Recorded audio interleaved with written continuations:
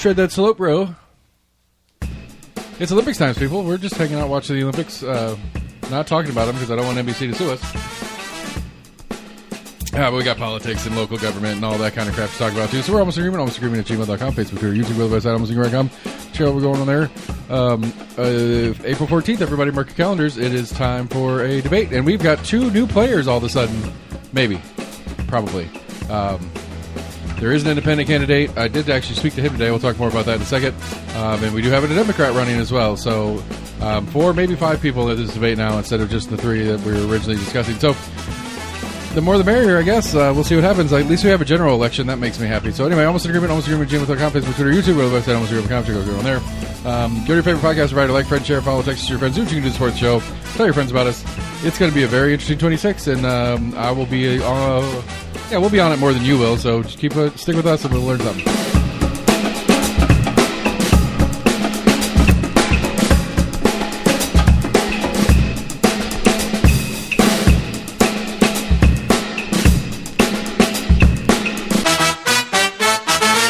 Hey, buddy. Hey. What's new with you? Oh, not much. Tell me something exciting. Tell me something crazy. Tell me something that happened this week that made you happy. Can't think of too much.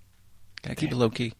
I thought I had you there. I thought I introed it in a way that you could not deny me an answer, but you did anyway, like you do. So yeah. Anyway, like I said, there are 2, count them, 2 non-Republican mayoral candidates. Josiah something or other, I forgot his name already.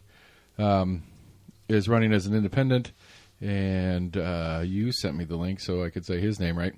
Of Bo Hawk is a labor leader Democrat running for mayor. Good luck, buddy.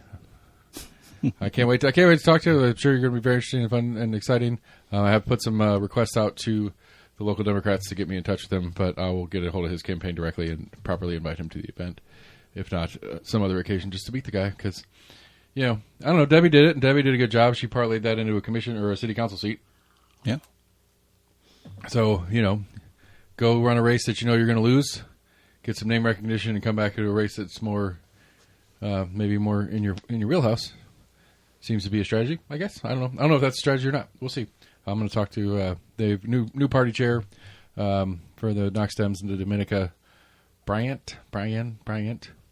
I asked her to call me when she had some time and we could talk about some stuff. So nice. But yeah, I called this Josiah guy and said, "Hey man, was pulling up the stuff. I'm putting together this debate for the mayor candidates, and well, as of right now, you're at least potentially a mayor candidate. You've pulled your petition. Petition turn in is next Friday. For anybody counting down the days, he has not returned his yet, and was very non-committal on whether he plans to return his petition or not when asked about it. So he's apparently on the fence on what his moving forward plan is. He pulled that petition, maybe because Bo jumped in. He's decided he wants to step out, maybe not related to it. He just decided it was more than he wanted to take on. I don't know, but at least his campaign is, I believe the quote was, in flux right now, or something of that nature. So crunch time. He's got a week to get to make the decision. Assuming he has his petition signed, he has a week to decide whether or not he's going to return it and get to race it. So, the candidate petitions are filling up and are getting returned. As of right now, Betsy hasn't returned her petition either. The only official mayoral candidates we have are Kim and Larson. But I'm not really. I don't think Josiah nor Betsy is going to have a hard time getting a petition part filled out. I believe I saw on the interwebs that old Marsha Blackburn has gotten her petition filled for her governor race. I should hope so. I was thinking about it when I was in the shower too, and this goes to a broader topic that we'll talk about. That's more proper local Knox County government stuff, but I don't know what we're doing anymore. How about Marsha? I want to ask this. I'm trying to figure out how to ask this question, and this is one of those things that I think about a lot when I'm talking to politicians type people, because I'm trying to ask a question that's ridiculous. Like the idea that's inside the question I want to ask is supposed to be so ridiculous to show how dumb what's happening is, but it also could be interpreted as a very good idea by certain people. And so, my thought process is like, I want to be like, hey, Marcia, when you become governor of the state of Tennessee, why don't you just get rid of city governments and county governments and just let the state run the whole thing? It's what you guys are trying to kind of do anyway. So let's quit with the pretense and just do it. All counties, I don't know what I think the counties may have to exist by Tennessee Constitution. I'm not exactly sure about that. But city municipalities don't have to exist as government entities. They can exist as like locations on the map. But as far as their own municipalities, they're not required to exist. I don't believe there's any constitutional protection by the state of Tennessee for them to exist. And so if the state of Tennessee wanted to dissolve the township of Farragut or the city of Knoxville or Nashville Metro and say, no, you're now just divided into the counties as we see fit by the state, and the counties will run as the state instructs them to. Does Memphis have Metro? Yeah, I think so. Okay. I'm pretty sure Memphis is beyond Shelby County. It goes out of county lines now, I believe. Okay. I think all of Shelby County is Memphis, but all of Memphis isn't Shelby County. Gotcha. Kind of deal. But so anyway, like my point, like they could do that. I believe they could do that. I don't see why they couldn't do that. I don't believe, there is any state or federal constitutional right for a municipality like a city or town to exist. I think it's just that's what we've always done, so we do it. I don't think that it's a requirement by law that they have to exist, or if they do exist, because they can cease to exist. It happens from time to time, not often. I mean, technically, one of the measures to get Knoxville Metro like I want would be just to dissolve the city of Knoxville as an entity, and then let the county government take it over.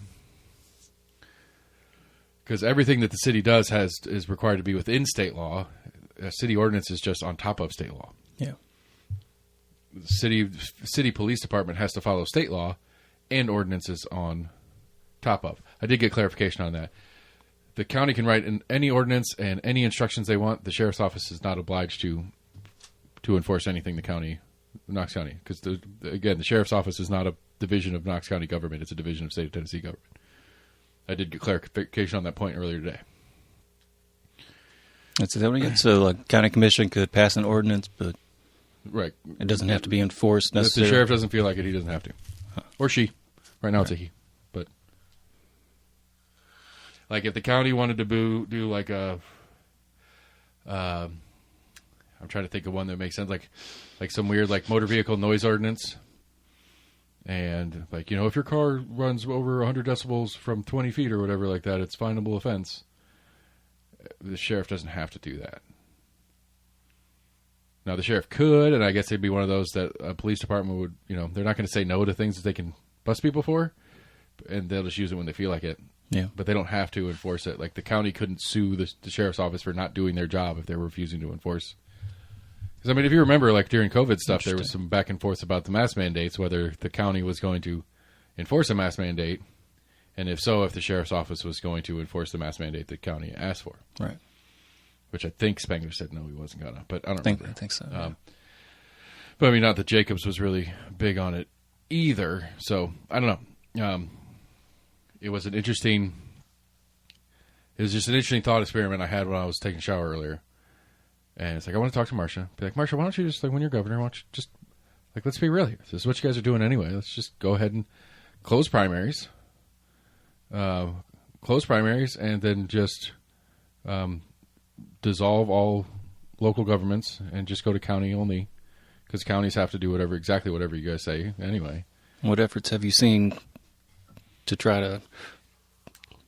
I know they've been battling with Nashville Metro for a while. Yeah. Have tried to kind of, lessen their power in the county-wise. Well, they're just trying to lessen their ability to do shit, period. The citizens, the simplest one, this is one of those fun little arguments here in Nashville. The simplest one, though, is, the city of Knoxville elected American candidate. A bunch of county people think she's a socialist nut job and whatever, and it's okay, well, you don't get to vote for that. Okay. But county government can't supersede what the city's doing. That's not their separate entities. The city doesn't they don't answer to each other. It doesn't make any sense. But the state doing it is this 287G thing that we've been talking about on and off the week, whether the state's going to mandate that all sheriff's offices participate in 287G. whether schools are the easy one, like National Department of Ed, State Department of Ed, just the way the schools work, period, as a department. I guess that's probably, those already are technically parts of the state. Maybe I need to back down and think about an example that's more direct to what I'm trying to get to here. Drag ban stuff, like stuff that should be regular ordinance stuff. It's like the city of Knoxville is a more liberal place, and they're down with more liberal stuff. Suck it, Cocke County residents that come into Knoxville and are offended by the way Knoxville is. It's like, you don't live here. You don't get to make those choices. Yeah. There's plenty. There's other examples I'm just not thinking of right now. It's just, so anyway, my joke, the question would be, on my end, it would be a joke to try to underscore the absurdity of what's happening. But I'm always afraid that they might say, you know what, that is a good idea. Maybe we should do that. That's not a bad idea. That's why, like, whenever I get into weed discussions with like Briggs or Massey or any of them, I yell every time I'm talking to other people about it, and they're like, well, alcohol kills more people a year than weed ever does. It's like, don't fucking say that shit. You might prefer weed to alcohol. That's fine. I prefer alcohol to weed. Don't give them the idea that, you know what, you're right. We should get rid of alcohol too. Yeah. Like, just don't. It's a bad example. Like, it's dry counties have a dry state. Right. Just don't use examples that may or may not lead to a bad outcome if they think you're right. It's like it's a factual truth. Like, you know what, you're right. That is a problem. Maybe we should bump the drinking age to 45. I don't know. Nah, I don't think they're going to touch alcohol. I mean, the lobby's big enough that it ain't going anywhere. Right. Maybe it's just it underscores the point. The real-time crime center's hiring for their dudes. They're dudes. I mean, if you're looking for work, it seems like a legit gig. Sitting around for 8 hours watching TV, getting paid $50-something K a year. I wouldn't want to sit there and type 30 words a minute. I don't think you have to do it continuously. I don't think you're just sitting there typing what you see. It's I think what they want to be able to do is that if something happens, you can type a report on it in a fairly quick manner. That you're not going to spend 6 hours going.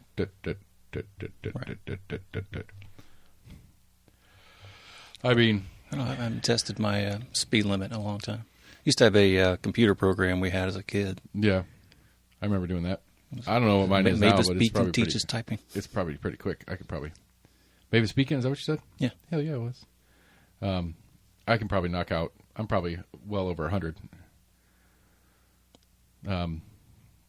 Yeah. So my friends at Backroom Knox had posted that, and so Backroom Knox is weird on it. I'm really confused.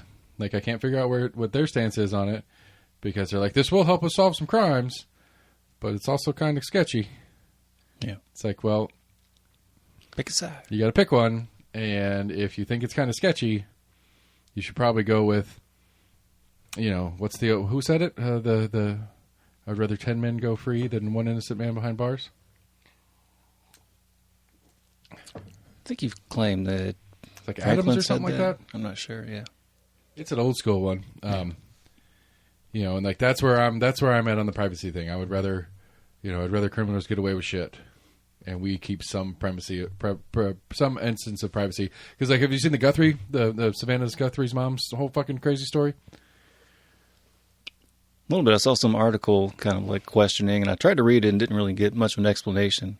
The question was, I guess, how did the FBI get a hold of the footage? That is the question, but I was going to start a little bit broader on the conversation, but we can jump right to that. Yes, the local police department said in a statement like a couple of days after the disappearance happened that Miss Guthrie, whatever the mom's name is, does have a Ring doorbell system, but she doesn't subscribe to it, so we don't have access to the footage. Right. So, okay, that's a bummer. She has the camera, but they don't have the footage. Now, my understanding of the Ring contract is you pay for it. You pay for them to store it. If you choose not to have it stored, then it doesn't get stored. Except it does, obviously. So that's creepy. Also, did you see it was Ring or one of the other ones that the Super Bowl had? Did you see their thing? Mm-mm. There's like this new pet safe mode that they have on it. That if you have their system, you can opt in to basically like if a neighbor puts an alert out that they're missing their pet, that neighbor can upload a picture of their pet, and then all the cameras in the nearby area will turn on and use recognition software and AI to see if they can see that pet running down the street. Yeah, I don't think I saw that. And I understand the surface level. Like, a lot of this stuff sounds cool and makes sense. And it's nice to think about, like, I've seen some great Ring doorbell footage of funny things happening, people slipping on ice on their front porch and busting their butt. Right. Criminals getting caught stealing shit off of, porch pirate kind of stuff. Okay, yeah, great. But it's not me. It's not on a hard drive in my house where I have a closed system where I have the only one that has access to it. The fine print is bullshit, even if it says in the fine print that we don't have access to your data. Actually, I think one of them, the Ring or one of the other ones, in their fine print says, we may store your data, but only to use it for AI education. Which, either way, it doesn't matter. Right. Any variation of this is fucking gross. Like, there's no, like, I don't understand. Like, I just don't understand. Like, we are happily jumping on the train to a complete, surveillance state. Right. Like, we're opting into it. Like, that's the thing. Like, with this fucking, with the real-time crime center thing. Like, I can opt the rule says it's my outdoor-facing cameras only. Now, apparently my system versus the system requirements that the KPD would have to use my cameras and link them into the system don't mesh functionally. So because of the particular set that I use, it won't work.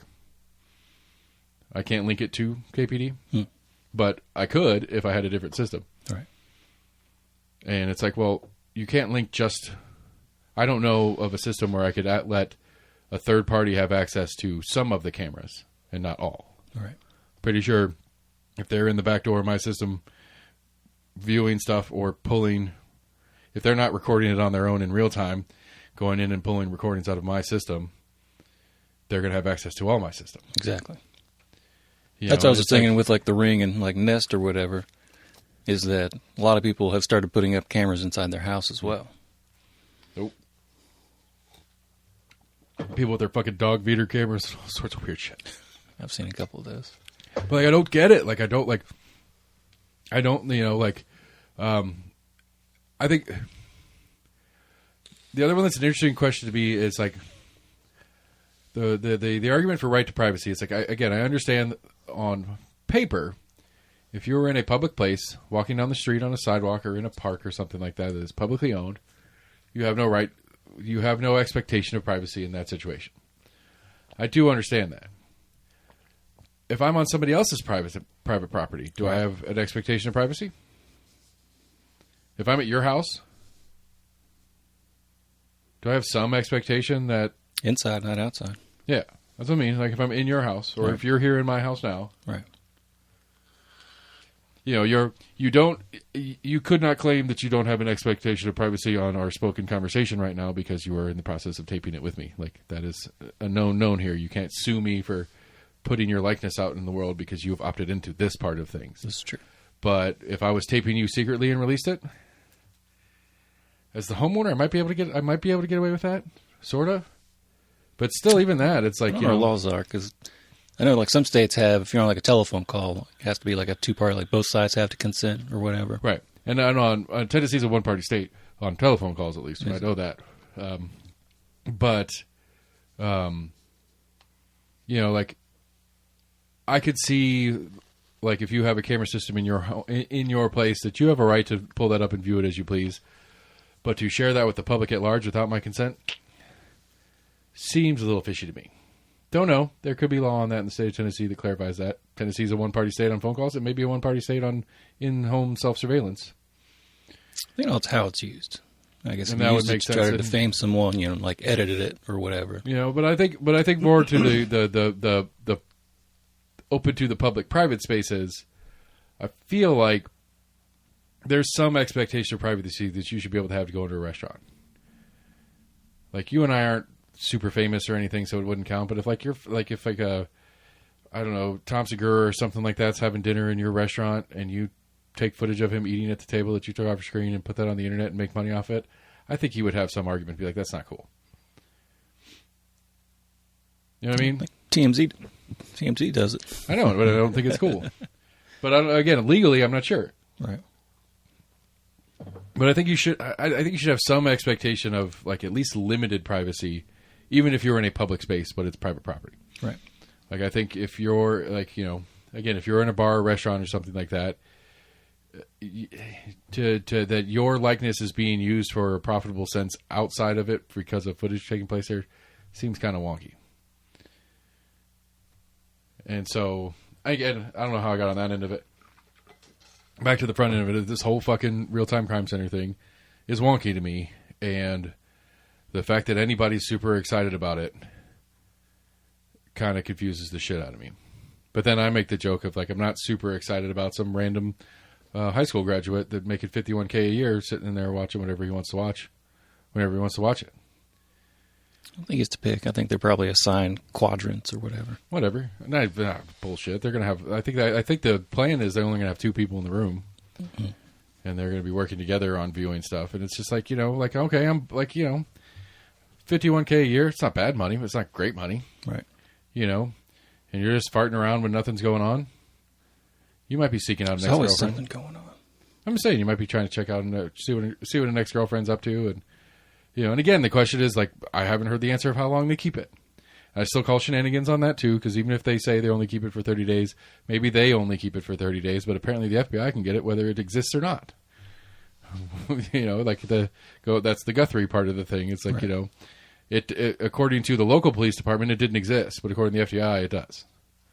So, because the local PD didn't have the power to get to it, the FBI did. Which, if nothing else, it just goes to show you that these giant data centers that Amazon are building is to store video footage of your front porch and anywhere else you have one of their cameras in your house. Yay! Yeah, I mean, I don't like.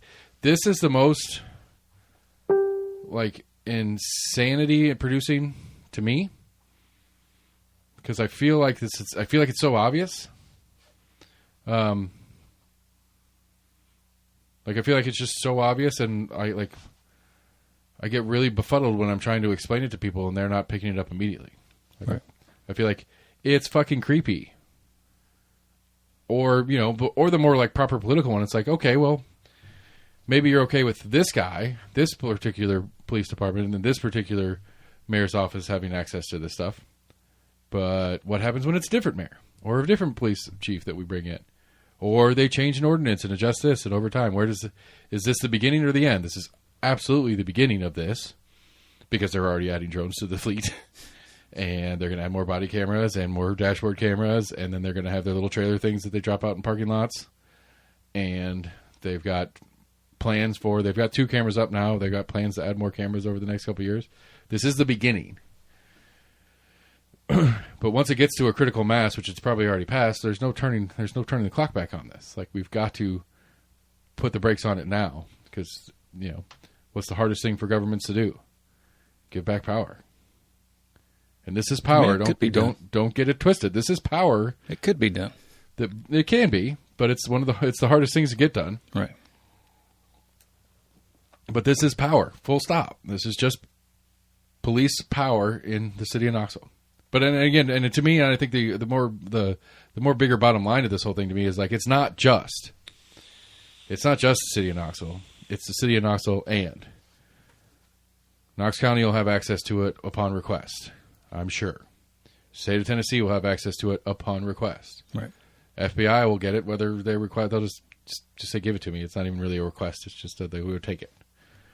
I mean, I wouldn't be particularly surprised if there was a system that the FBI or whatever builds a system that just links it straight to Quantico or wherever they do all that kind of shit, where they're not asking for it, they're just taking it in real time and pulling out of their. They still may have to get some kind of court order. I doubt it. I mean, I doubt the FBI got a court order with Ring or whatever on this Guthrie case. I think they asked Amazon or whoever for it. I don't know. I would assume it has to at least be in the guise of some kind of criminal investigation. Which, yes, you could make up a criminal investigation, but I think at least some of the companies have said they won't turn it over unless there is some kind of reason. Can't just be like, hey, can I see this? Right, please? And that's the assumption that, but that's the assumption that the FBI or whomever isn't going to ask without a good reason. Like, if the FBI is asking, that's probably a good reason. Like, I highly doubt some fucking Amazons, when they get a call from the FBI, is going to be like, oh, why do you need it? Oh, well, that's not on our list of approved reasons to give it to you. I don't see that conversation going down that way. I see that conversation going, what date and time? Gotcha. I would be mind blown if that is part, like, I mean, to be fair, I mean, Apple does it at some level. Apple is refusing to give access in backdoor ways to iPhones. Right. Even upon request, or I think they can't, they think they've agreed to do it when it's some level of warrant or something like that, but only if there's a warrant and blah, blah, blah, blah. I was reading a story about that. That was, I guess there was a reporter that tried out the lockdown option on your iPhone. Mm-hmm. Because I guess, I don't know if it was most states or some states or whatever, the police could still use your biometrics, so your thumbprint or your facial recognition. Right, but they can't make unlock your phone, but they can't make you give out your password. Right, when I heard that, I turned my Face ID off. Did you? Yeah. I think this person said that like it messed up because I guess it turns off your camera. So this guy, I guess when he goes into the gym and has to like scan in with a QR code, he had to turn that back on or whatever to be able to do certain things. Yeah. Sounds reasonable. But anyway, I don't foresee any of the camera functioning companies really putting any hard pushback in. You could be right. Maybe I'm just crossing my fingers. I mean, you are the most generous, I think, of people I know in your hopefulness, and it's beautiful. I don't mean to shit on it all the time. I mean, I kind of do, but I think it's wonderful, and I'm jealous that I am at this level of cynical now, where I always go the deepest, darkest, worst possible, because I feel like that's what's been proven over time. I don't feel like we have many, if any, good actors left. Like Massey and Rokana right now are kicking ass, taking names, loving those guys. Good work. That's 2 of 464 or whatever we got in that place. Most of them signed on to it for the bill back in December. Right, and then when the White House files. Right, and then when they didn't do it appropriately, everybody's just kind of like, okay, whatever, and moved on. But Massey's I think they initially signed some kind of like injunction trying to force the Justice Department. Nah. Oh, that's another one on the surveillance state stuff. Apparently, the Justice Department has a computer or something where they've got computers, where they have it set up where the Congress can go in and sit down and look at the non-redacted files in a particular place at a particular time, because they have the security clearance to see that kind of stuff or whatever. Right. Which Rokana and others have done. Ilhan Omar was the one in question when Bondi was testifying the other day. Mm-hmm. She had that fat binder of all her cut downs that she had prepped all her cut downs and making sure she points the 50,000 whatever S&P is at 50,000 or whatever now, woohoo, right, kind of bullshit. That's at one of the cameras in the room had caught a page that she was open to, which was the Ilhan Omar database search. And so it was when Ilhan Omar was in the Justice Department offices or whatever, going through the unredacted version of things, because they're allowed to do that. They had everything she searched for in it. Like, they had a list. They basically had her internet history of her time in looking at the files. Yeah, I did see a story about that. Is that not fucking nuts? Is that not the top?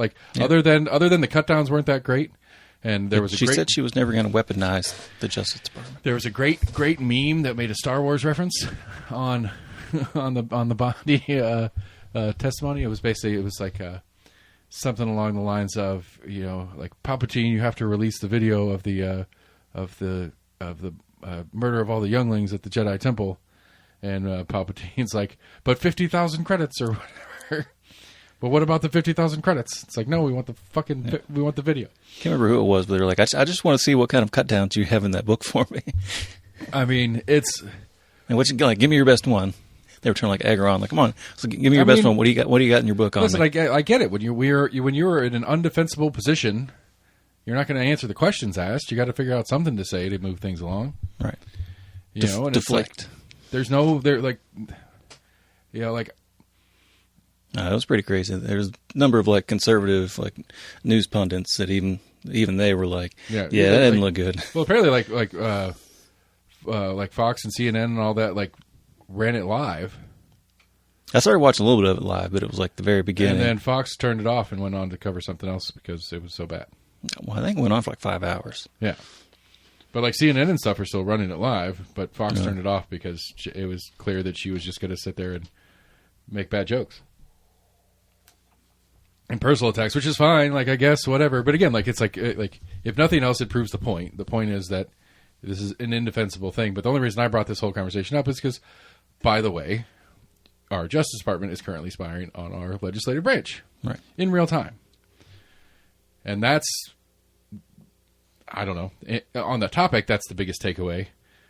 The grand scheme of that whole 5-hour testimony, the biggest takeaway is like they got fucking nothing. They have no excuse. They have no reason. And they have no apology for it. And they're just going to keep doing it until this Congress decides to sack up and be like, oh, yeah, we do have a role here to make things happen. And whether they impeach Trump or they start impeaching cabinet members of Trump's, which I believe that Congress has the power to do, they can hold them in contempt and other things and get them removed. I don't know if they can force removal. I don't know. I think they can. Because they're all appointed positions. Yeah. Which I think a lot of that hiring and firing power resides in the executive. I could be wrong. I mean, but I think all of them have to be confirmed through the House, or the Senate, or whatever. But I don't think they can recall them though. I think there's got to be. I believe there is some method in there, or they can just put enough political pressure on Trump to try to get him. Say they can put pressure on the person. Like I said, keep holding them in contempt, or if they try to bring them in for a congressional meeting. Or just take their money, because that's all that matters really is budget, and Congress does have the power of the purse. Did see something interesting about, I guess initially Bill and Hillary Clinton said they weren't going to sit down for an interview for like the oversight committee, or I think it was one of the committees. They eventually said yes they would because they were threatened with contempt. Apparently when Trump was asked about it, he was like, hey, I don't know about that. But I guess it does kind of like set a precedent now that in the future when he's a former president, if that ever happens, that even then he would kind of be holding to possible contempt charges if he didn't come in for a meeting. I think it's fair unless there's reasonable. No, actually, no. I mean, unless there's reasonable, like legitimate senile, like it's just, because at this point, like all of our ex-presidents become ex-presidents in their 80s. Yeah. So you call them back a decade later. I could get behind going like, yeah, you know what? We don't need to call Carter up. He's already dead. He has an excuse not to come. He died. Yeah. Maybe that's the line where they're Obama will be good for a little while. Mentally wise, hopefully. Wait for Trump to do the old mobster move and fake insanity. Yeah. Fake insanity to avoid prosecution. I just again, going back on the local stuff, it's just we have an option to not play that game, and we walked right into it, and at least a decent amount of people on both sides of the political spectrum are applauding this. The Real-Time Crime Center? Yeah. And it's just, again, it's one of those, I can't make a real cogent argument as far as a well-defined stats and all that kind of stuff, other than I don't like it. It's fucked up. They don't need it. Or they shouldn't need it if they do their jobs right, and it's you can't have police everywhere at all the time. And I think that's probably why more people are kind of lean to it being okay. It's because they know that, there's people But you don't want to have police everywhere all the time. You don't. Nobody wants that, except that you're right. I agree, but you have, random low-level petty crimes that happen left and right that... Right, which they don't bother prosecuting anyway, or they don't put any effort into it. How many stolen cars get recovered? Not that many, right? Or maybe not. The cars get recovered; they get found in a ditch or left in a parking lot somewhere a month later, or whatever. But how many people who stole the cars get caught. Oh, but if we had cameras, we'd get those car thieves. Great. I don't know if that the cameras would necessarily help that or not. I don't know. I guess they would. I mean, with the more like traffic cameras, right? Because they can go back and be like, well, where'd the car come? Like the car was here. Okay, we got it on the parking lot cam. Right. Now we have it on the Broadway cam. Now we have it on the Moody cam. Now we have it on the This Road cam. And now this is where it is, and this is where the person gets out and goes inside. We can go to that house and get the person. Right. I don't know. I just like it. Even with that being the upside, I don't see that as an upside. Yes, I think it sucks if you get your car stolen. Yes, I think it sucks that people get murdered and people run away. And if this camera system works well, when people are running away from the murder, they can be tracked and followed to wherever they end up going. Yes, that's a win. But man, I don't know, like, on the pros and cons part of the conversation, my cons list is a mile long for a handful of the pros. That you can't prove the negative that we wouldn't have figured it out anyway if you tried. True. Well, we solved 500 murders this year. We wouldn't have solved without it. It's like, are you guys that bad at your job without the cameras that you couldn't have done it? I mean, that was the whole premise of like the first 48, and that statistics drastically go down after 48 hours. And I think they focus mainly on just like murder investigations, but right. I'm sure that probably plays out with a number of other, violent crimes. I agree. My case is now set for November. Speaking of semi-violent crimes, it'll be a year. Oh, okay. It'll be 16 months after the incident when we go to trial. That's a long time. But, whatever. Cases take time. Oh, yeah. I mean, anyway. But I don't know how much I'm supposed to talk about publicly because it's in action right now. I'll just leave it alone at that.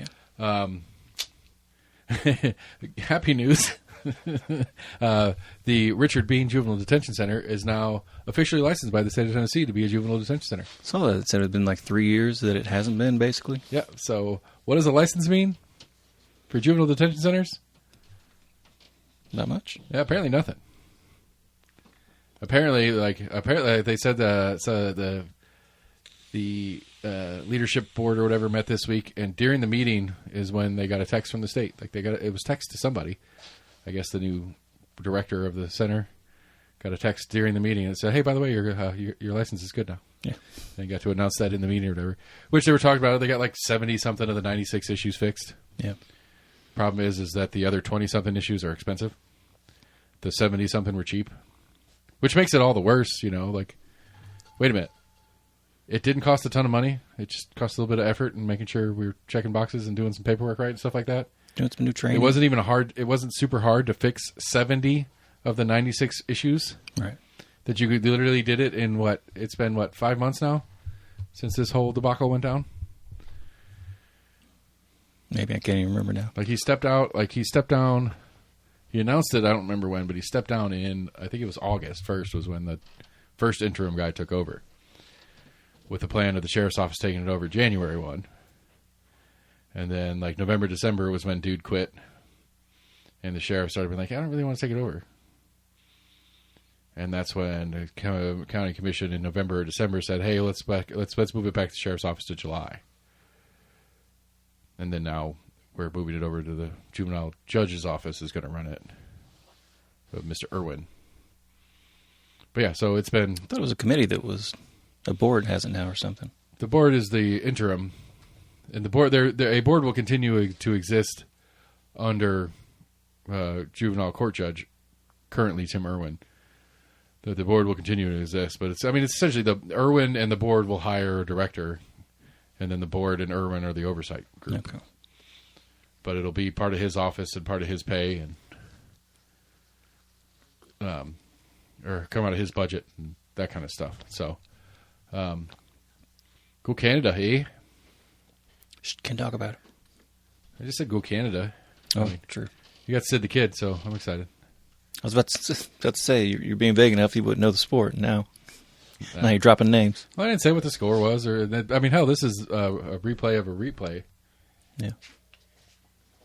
that went down sometime this morning. So we were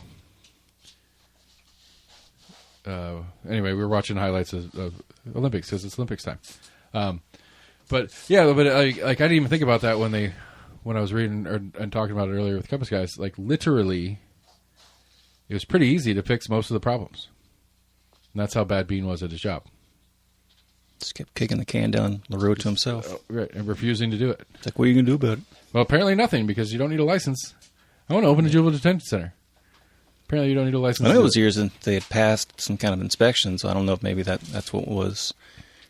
That was the process of kind of keeping their accreditation, was passing these audits every year or whatever. I don't know. I think it's... It's mullet.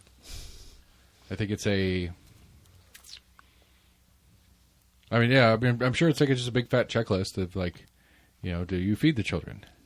Do you have what you staff to? Do you have appropriate staffing? And that goes to a second worksheet that goes through how many, what average occupancy do you have? How many people do you have on staff at any given time? Well, I'm sure it's a pretty well broke down checklist. And like, what's a failing score on that checklist? But, or maybe Bean just didn't bother doing the paperwork for his annual licensure. Possibly. Maybe like every other license, it costs money to get. You have to pay an annual fee to get the license, and he decided he wanted to buy goats with that instead. Maybe. Because I got to go take my task class for the 17th time this week. Did change anything yet? Mm-mm. She talked about changing some things up and some ideas that she'd had. But no, nothing new. I thought they changed something in the last session. I mean, there's for the ABC card, you have to have some human trafficking and domestic abuse training now, but that's not part of task class. Oh, okay. They changed that a couple of years ago. Task class used to cover, you could take task class and it would get you an ABC card as well. Right. Which was always an awkward thing because it was a weird, like, why are you here? Are you here for task or ABC? And it's like, well, can I be here for both? Yeah. Can we do this all in one? Like, I don't want to have to come back. You just got to check all the different boxes. It's like, okay, whatever. But now it no longer counts as an ABC class. It only counts for the task, which literally the only time if you own or manage a business that has a beer permit from the city of Knoxville, you have to take it annually. You have to take it to get it, and you have to take it annually since.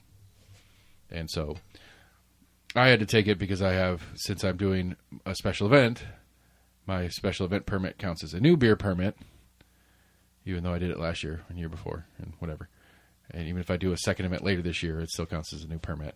You can only do 2 a year on a special event permit. That's a separate thing. Anyway, since I had to take it for that anyway, I went ahead and that is the one feature is that I can take it for multiple business and or locations at the same time. So I took 4 classes at the same time, essentially. I only had to pay once, so that's good. Yeah. I mean... They cut you a break. Yeah, I guess. It was kind of funny. I was looking around the room like... my friend Aaron that runs Union Jacks was there. And then I knew one other bar owner that was in there. But then almost everybody else. And it was a big class. We did it in the courtroom in there, which is kind of weird. Because it's in freaking not very good church pews. Not comfortable seats. Yeah, that's where I took mine. But they are... Actually, no, mine was at the old KPD building, which is no longer there. Yeah, down in the basement.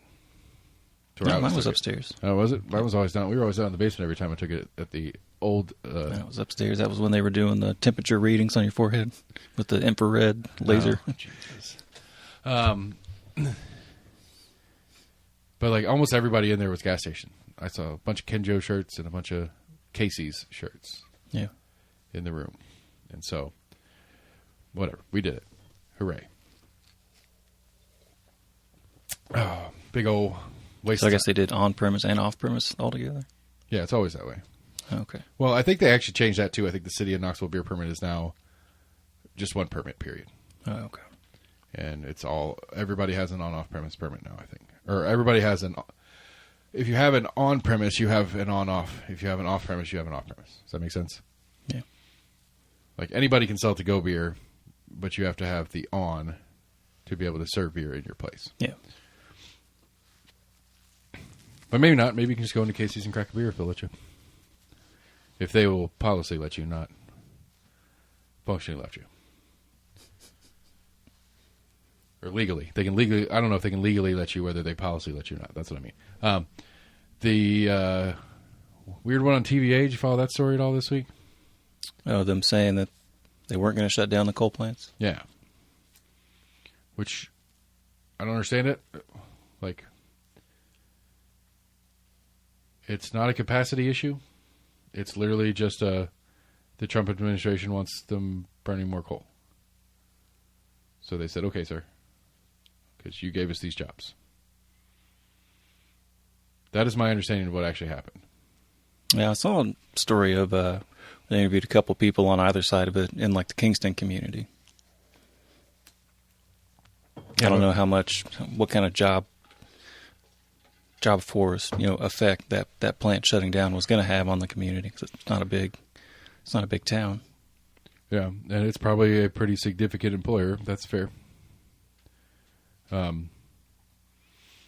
But I don't really this is actually, I don't know. Let me think about that. I mean, I guess, I don't know if it's setting us up to have the ability to throw in some more data centers. It's like, well, we've got some extra power. Maybe. That's not a bad, but I don't know. Like, it's, the question is going to be, so one of the issues that I was reading about, or that they were talking about or whatever, was that one of the problems is it's the Kingston and the Cumberland plant that were both supposed to be shutting down in the next couple of years. And so at some level, they have been reducing maintenance over the last couple of years because we're shutting it down anyway. So, we're not going to spend a couple $1 million fixing that generator. Right. We'll just run without that generator for a couple more years. And so to get them back up to full capacity and back online all the way is going to take a lot of money. And I don't quite understand the logic of that. It's like, well, if you're going to spend that kind of money, why don't we spend it on a more efficient power plant? Like, I'm a big nuclear guy. You know that. Right. And we are spending a ton of money on nuclear research up here in Oak Ridge. And hopefully that mini sun right there on the that Bull Run's going to produce some serious power for us and not, end humanity. Right, we're still looking at least like 5 years out. It's going to be a little while. And these modular nuclear reactor things that they've been talking about the last couple of years, hopefully we can get those online and going and stuff like that. But again, like if that's what, if the modular nuclear reactor thing works, which it seems to, instead of putting a new turbine and a bunch of new stuff in Kingston, let's get a couple, how many of those modular plants would equal the output of the Kingston coal facility? No idea. It's like I would guess that it's comparable, if not cheaper. I think the idea of the modular ones is they aren't as, I guess, power productive, just so you can throw in a couple. Right, but I'm saying, what's the total output of the, when Kingston's running full capacity, what's its total output? Right. How many of these modular plants would you have to put in around the area to equal that total output? Yeah. And how much would it cost to put that many modular plants in versus getting the Kingston plant back up to full capacity? That's the question. And how much is it going to cost to fuel the Kingston plant for 5 years versus fueling 5 modular reactor, or 5 years worth of this however many modular reactors needed? Right. Like there should be a pretty easy math equation just on the expense of producing X number of kilowatts of power. Forget the environmental conversation. I just want the economic conversation. This is government spending tax dollars. Let's be efficient with the spending of the tax dollars. I don't even want to go down some greenhouse gas argument with anybody on this one. Just economics. Right. Just pure economics of this, which you'd think Trump might be on the top page of caring about the economics of it, because that's all he really cares about is the economy at large. He's talking about bringing Doge in to cut spending. Well, there's a place we could be cutting spending. I'm pretty sure. My math says we could be doing this other ways and spending less and accidentally being nicer to the environment. That's not okay. But it's not a quick fix to have a quick solution to then tout. Well, but it, so I think even the modular ones, the ones they're building in Oak Ridge, I think those are supposed to be experimental. But even I mean, they're going to go online essentially, I think. But it's still they were this already is like planning a test on case. shutting these plants down, so they already had a plan to get to get production elsewhere. Maybe. Not maybe. They did. They were the plan until Wednesday. This was like they were 10 years into like a 15-year plan that was to include shutting these two down and then two more down in like a couple more years from now. Right, but what talk did they have of adding power to supplement? Well, they've been doing it over the last decade. Doing what?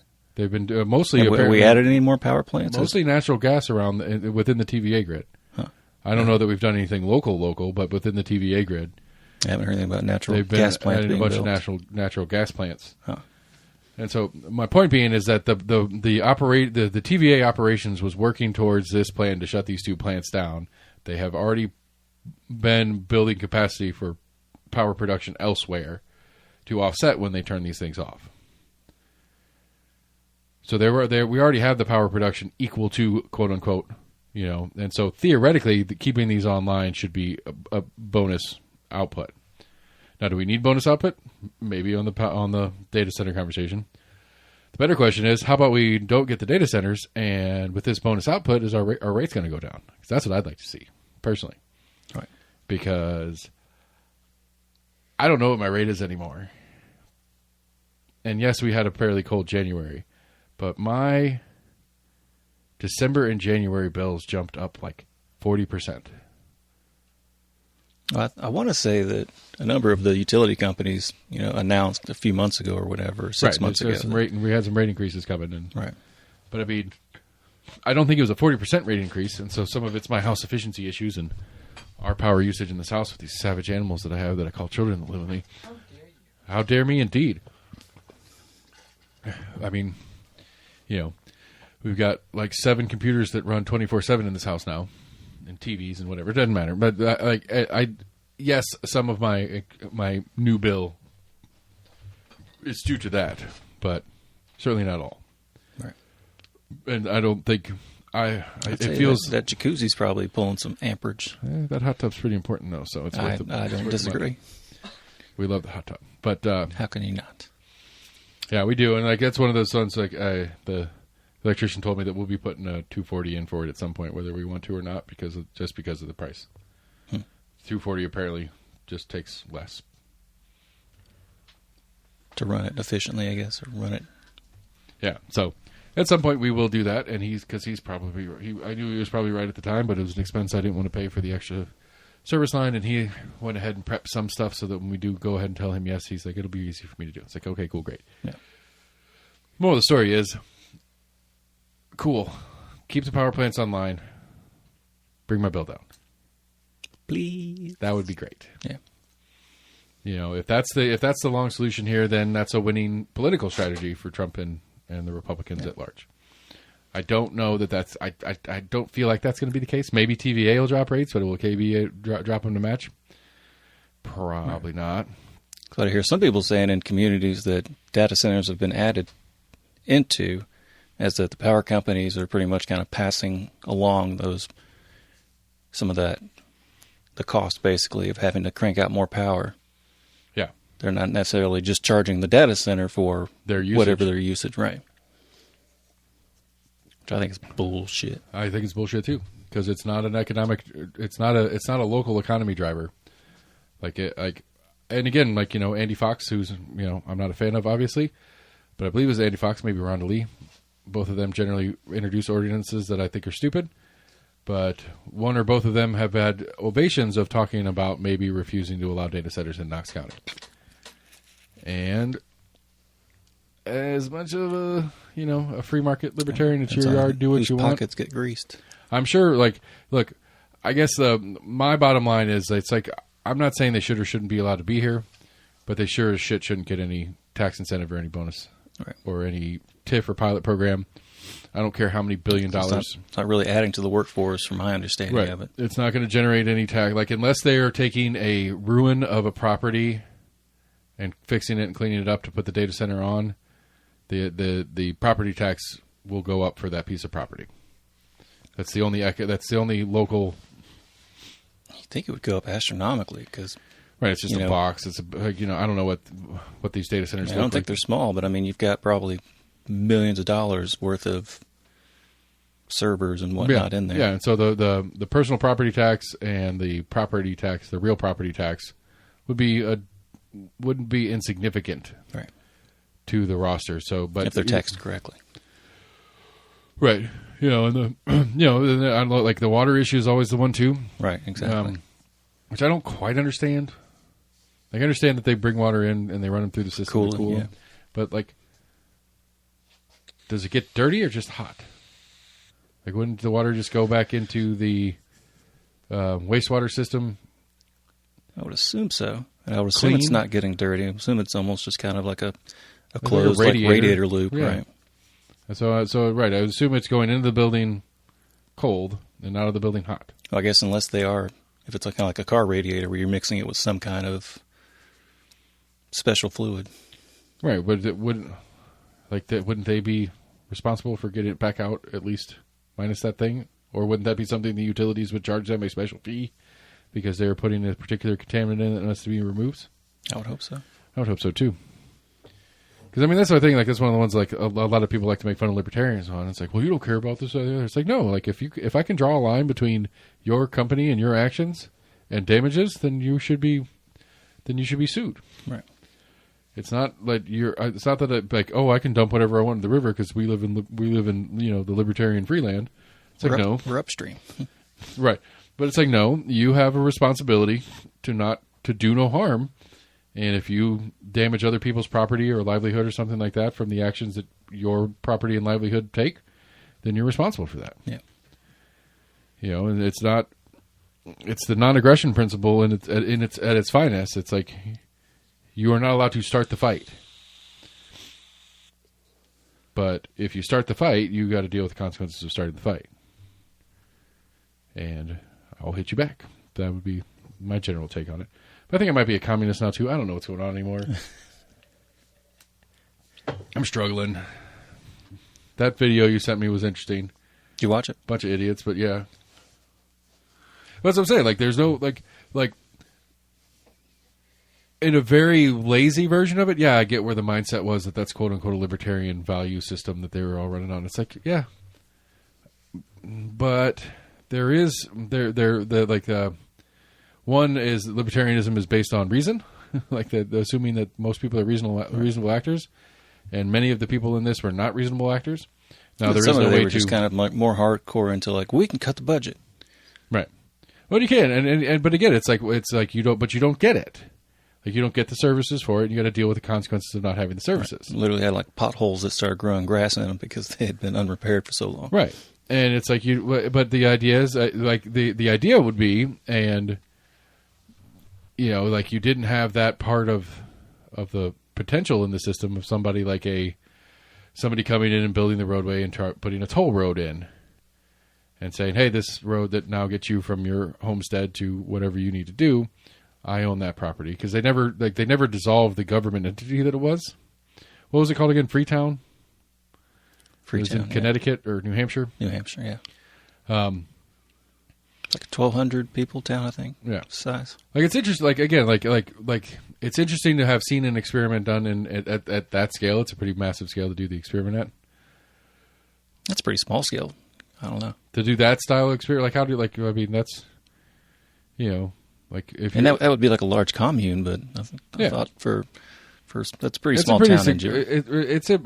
It's a pretty significant sum of people.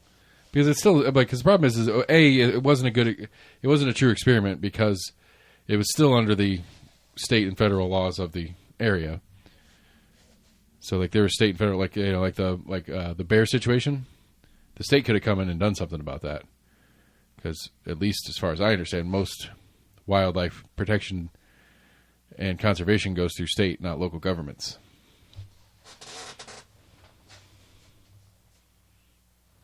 Yeah, I don't know. From my understanding, it's kind of like a gray area. I think even in the Smokies, like you can't go out and hunt them. Actually, I don't even know. There may be a hunting season for it now. There is, but I think you're still allowed to shoot them if you are threatened by them. I don't think you have to just let them maul you. You're like, well, I can't kill them because I don't want a federal crime. I agree, but if you shoot a bear at your resort in the Smokies because you are afraid and rightfully afraid of getting attacked by said bear or whatever, right? TWRA is going to be the one that comes in and investigates it. True. It's not the Gatlinburg Police Department. I mean, they're the first step, obviously, but TWRA is the official entity over the wildlife situation. Right. And I would assume that's not any different in New Hampshire, that the state of New Hampshire is the wildlife, runs the wildlife. Anyway, I don't know.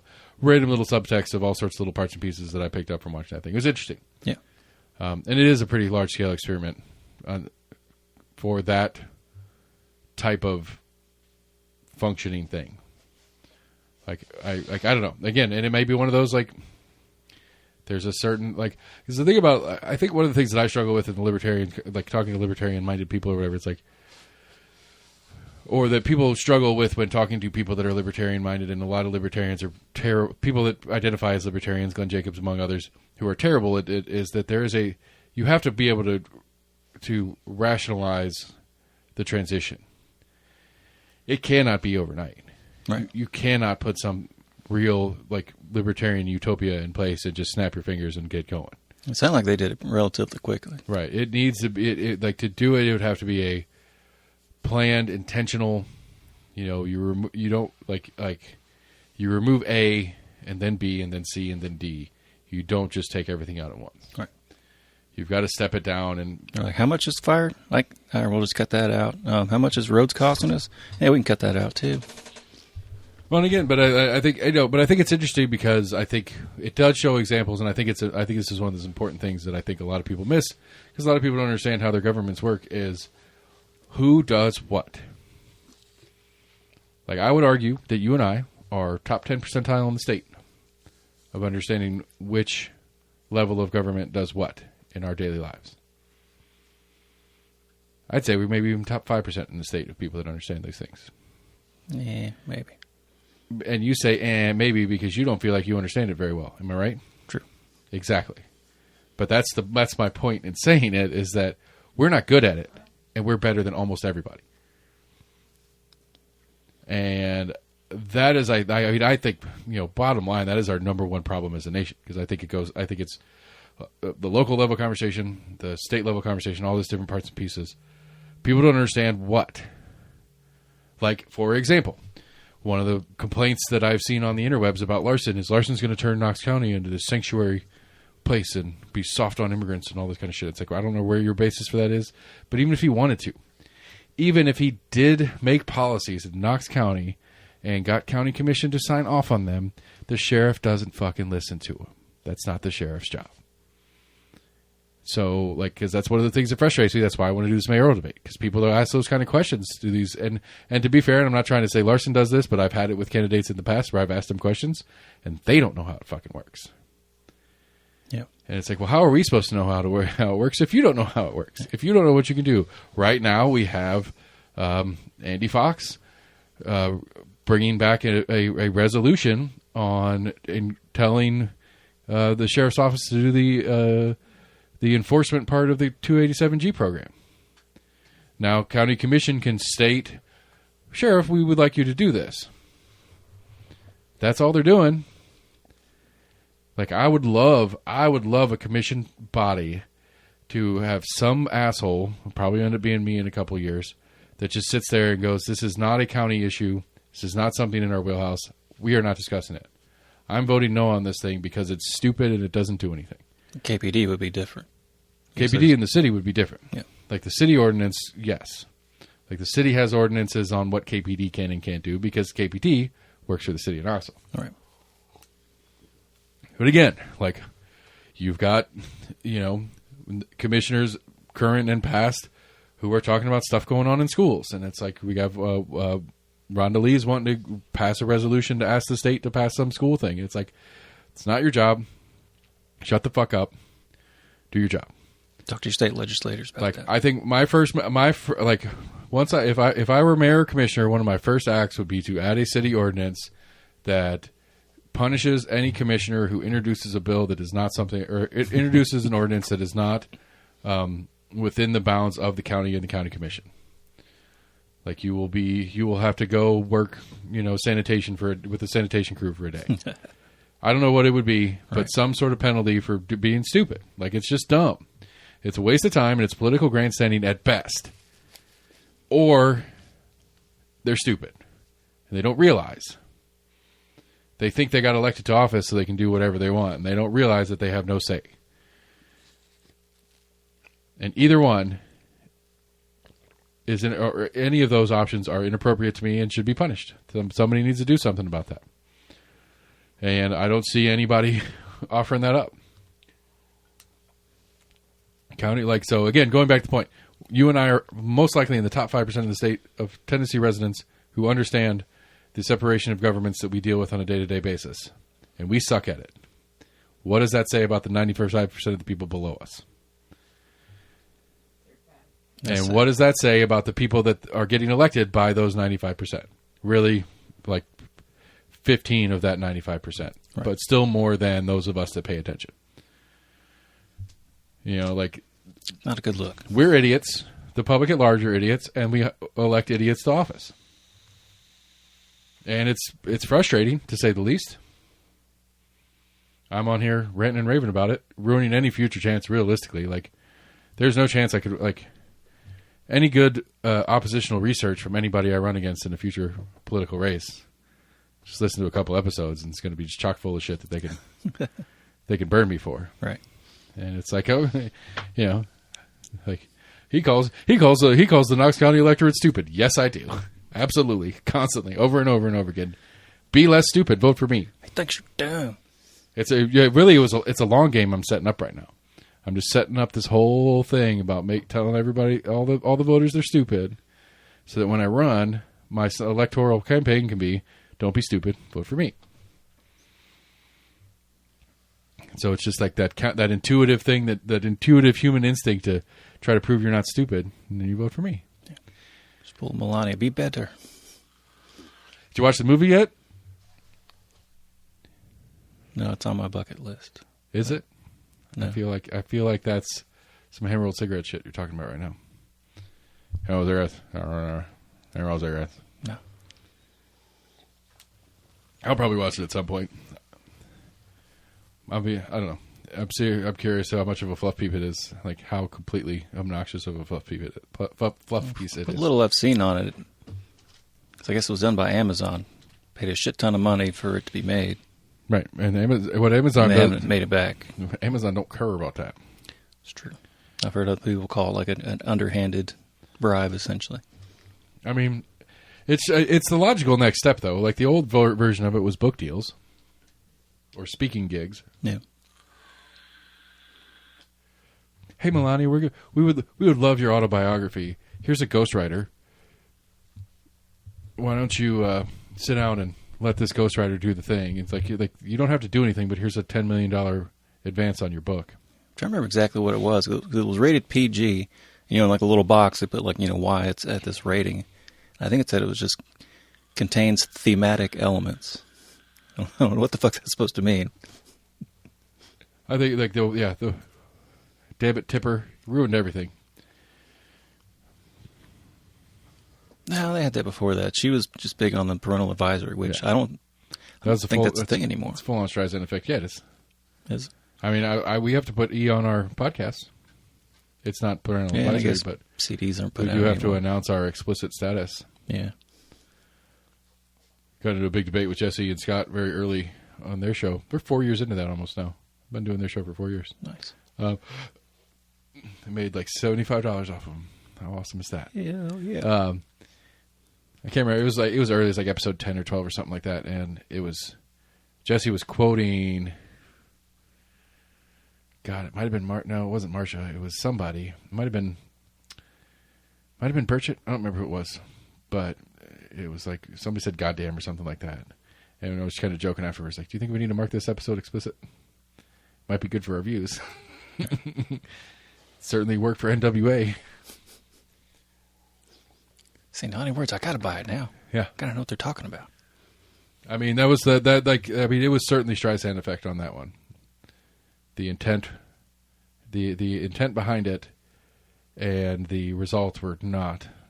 I think kids were excited to buy. I think I had the T-shirt when we were in high school. I think I had one of those shirts. My mom thought it was stupid. I don't get it. But it was just a black T-shirt with the label, with the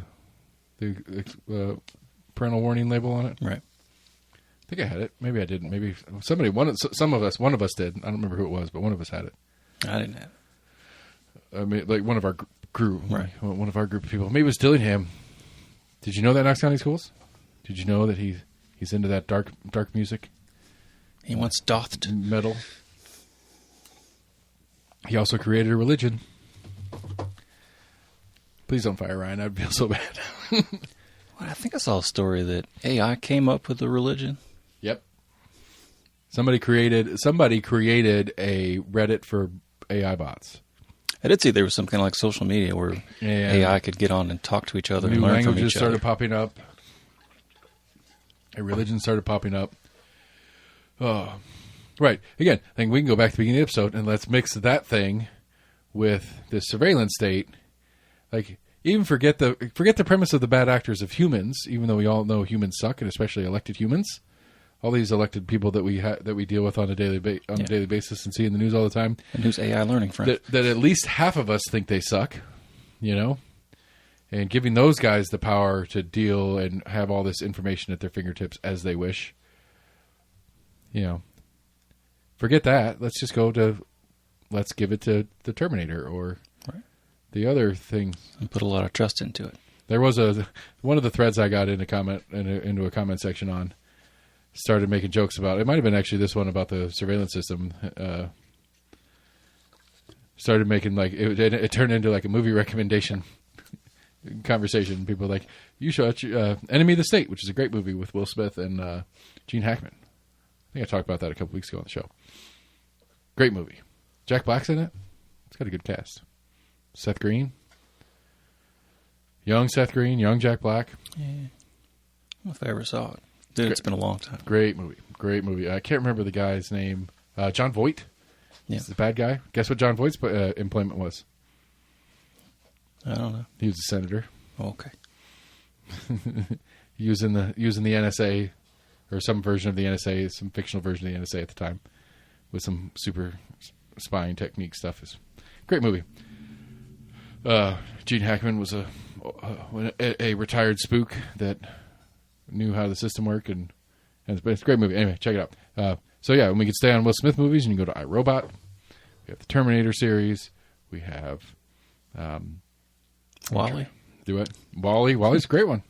I think WALL-E is the most. I think a combination of WALL-E and the Matrix will be the singularity. I mean, I'd say we're probably not too far off from like the little hover rounds that everyone had in WALL-E. See, when I say like that, exactly, except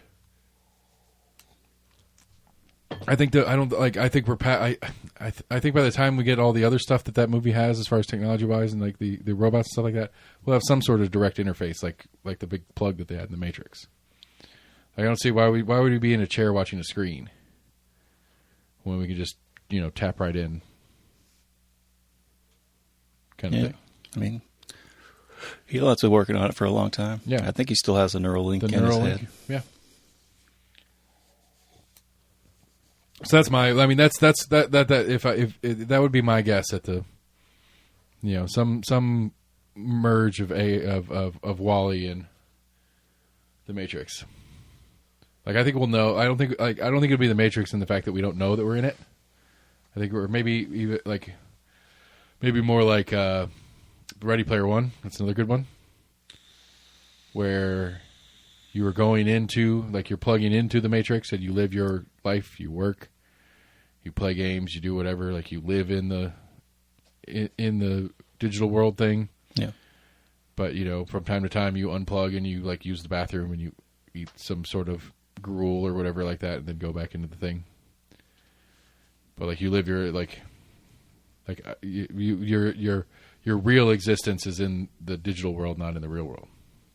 That's kind of the premise of that movie. So that's another good one to add to the list of, since we're doing movie recommendations. Ready Player One, which is a fun movie. think I may have seen that. I'm not sure. I think it was Spielberg. It was like the young kid or whatever. Okay, I think like it is the production team that did the licensing for that movie should have a couple of Academy Awards if they don't. The amount of licensing that movie did, they had the DeLorean from Back to the Future in it, like all the little pop references that they put into this thing. There were licensable stuff that they had to do. Like it's crazy amount of stuff. Like I can't remember all the different characters that were in it. Like all the different like Mario Brothers. I don't think it was Mario Brothers proper, but like characters from video games. Like I think the person from Metroid was in it. I think Mega Man makes an appearance because that's the avatars that these people are using. Okay. Like the amount of licensing that they had to do to get all the different little, just like digital cameos, for lack of a better way to say it, that they put in this movie was phenomenal. And it was neat. Good movie. You should check it out. I can't have to watch it again. It's been a while. I don't remember what the whole... I mean, it's really just a love story, I think. Yeah. But anyway. I think I did see that part. That's the future that we're going to. And so anyway, my point being is that we're going to have all this surveillance stuff set up. And then we're going to reach the singularity with the AI. And then we have to hope that the AI doesn't make the decision that we're a pain in the ass and start killing us off. I mean, I think that I think it would be it's a pretty logical conclusion to come to. Right. Like, you guys are volatile and crazy and you destroy things. We're all better off if you're not here. Like kind of the premise of Space Odyssey 21 or whatever, 2001. Yeah, 2001 Space Odyssey. Yeah, that's what I'm saying. Like, the good sci-fi writers have worked a lot of this out already, and I feel like they're right. I think iRobot is accurate in that. Is that the logical conclusion? And this is like you're a danger to yourself. I'm going to take over. Yeah. L. Ron Hubbard? No, Hubbard's the weird Scientology guy, right? Yeah. Who was it that created the laws of robotics? I can't remember what the guy's name was, but it was like 30s or 40s. It was like a long time ago. I'm not sure. And it's been something that a lot of people that have been in robotics and AI and stuff like that, like harken back to. It's like the 4 laws of robotics. It's like a robot cannot hurt a person, this kind of stuff. And like any good law, the statement and the assumption of the statement is usually pretty, sounds pretty good. Like, what could possibly go wrong? It's with the best of intentions. But when you break down and function inside of it, it ends up going into this dark place because the logical conclusion after you go through all these things is this bad version of things. Yeah. Which I accidentally started following the Reason Facebook page, Reason Magazine. It's a libertarian publication. Pretty funny, but they have a series called Unexpected Intentions or whatever, and it's just like all these little pocket stories of like a city or a government of some sort putting an ordinance in place that kind of sounds like it has good intentions to it. And so like the thing is like, I think there was one of the funny ones that was like, I can't remember, I think it was Portland or something like that, was getting a lot of complaints from residents about loud cars. And so they had passed an ordinance that they were going to put this signage out that had a decibel meter in it, and it would display it like the speed trap things do. You know what I'm talking about? Yeah. And so display it that way, and as a way to try to make sure people understand how loud their cars are and try to turn it down or whatever, that kind of thing. And so like the problem is too many loud cars, and it's like, so this is the solution, and then their little break to go into, okay, this is the problem, this is their solution, and this is what happened. And it's always like, it sounds like a great idea with the best of intentions. What could possibly go wrong? That's always the transition into it.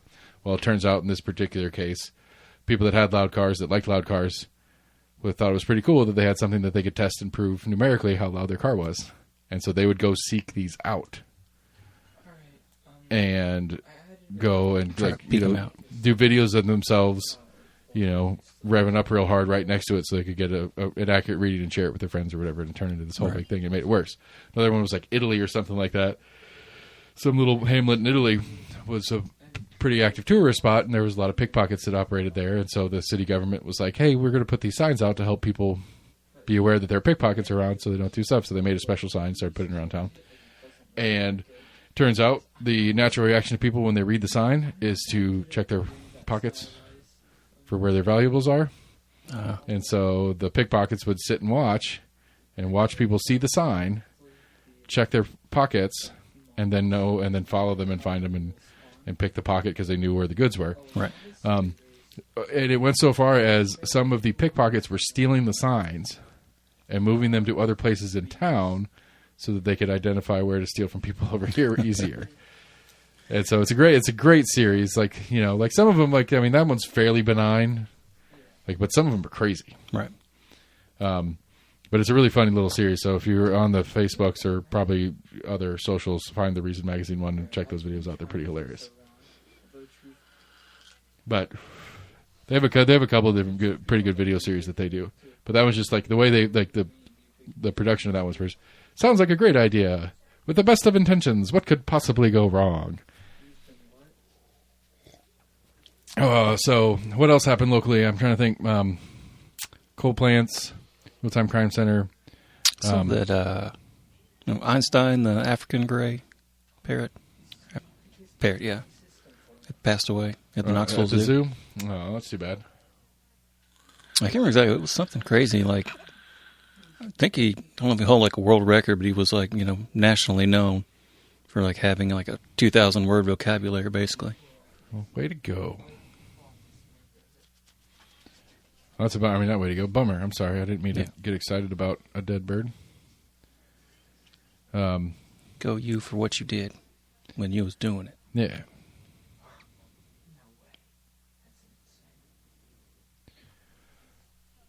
Oh, what's the update on the? I got nothing. I was going to say there's a little bit of update on the Georgia ballot harvesting. Not harvesting, but the latest I saw was they filed an injunction or something like that. It's one of the things I like to get the records back. I like Jesse. I like Scott. I like their podcast. I work with them. But it's one of those. That's Jesse covered it because that's in his wheelhouse. And Jesse's podcast is a progressive podcast, so I guess it's fair. But it's one of those I've seen it other places. And he makes reference to it on his podcast this week. It's New York Times, whatever. It's all the headlines on it are Trump administration seizes ballots from Georgia election of office, citing unfounded claims of voter fraud or whatever. It's which is a true statement. But it's just you do the headline that way, it reads as hacky. It's not untrue. It just reads as hacky. When you throw that little bit on the end there, where it's always proven. Previously confirmed no fraud. Trump administration harvest ballots citing fraud concerns. Yeah, it's you're making a statement in the headline that is not untrue, but I'm guilty of some news stories just reading the headline, right, and just taking that as the gist of the stories. So I think if you left that out, you would assume it's oh shit, something was going on. Yeah, but that's I don't know. I just feel that's I get what you're saying. It just feels hacky. I did see that story. I don't know what's going on with Joey Aguilar. I think he's got another year. Oh, that's crazy. Did you see that story? Yeah, some monks were doing a march. I'm not sure where they start. What's it? What Texas, are they marching for? Message of I want peace. to say it was West Coast.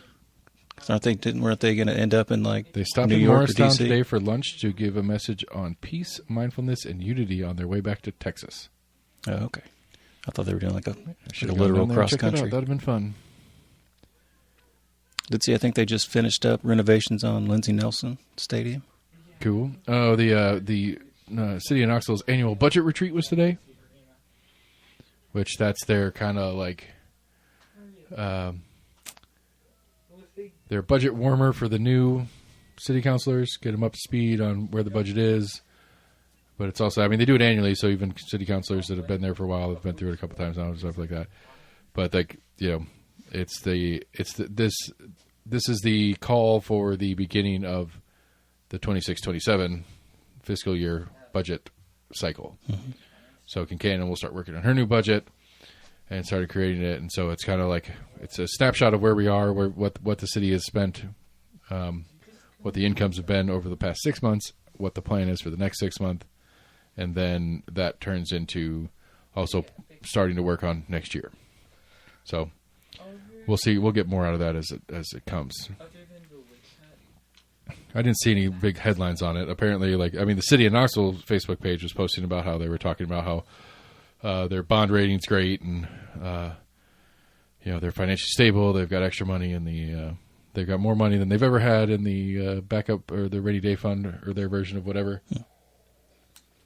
Sounds like a positive. Well, it's not a positive for Kincannon. Like, she would be better off, right? Well, I don't know if she'd be better off or not, but her whole try to run at that sales tax increase would be less, would have been like, that's why we needed the sales tax increase, but everything's great, so I guess we didn't, you're right, we didn't really need that sales tax increase. Well, we could have had more. I'm probably going to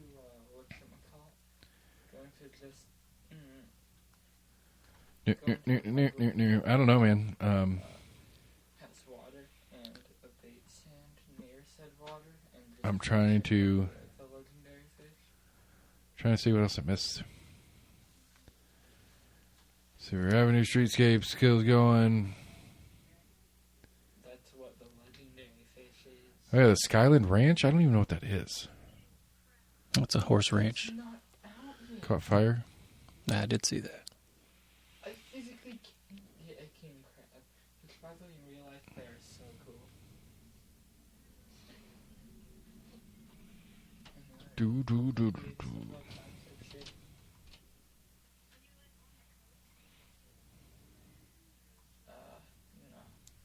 head to the beach every once in a while.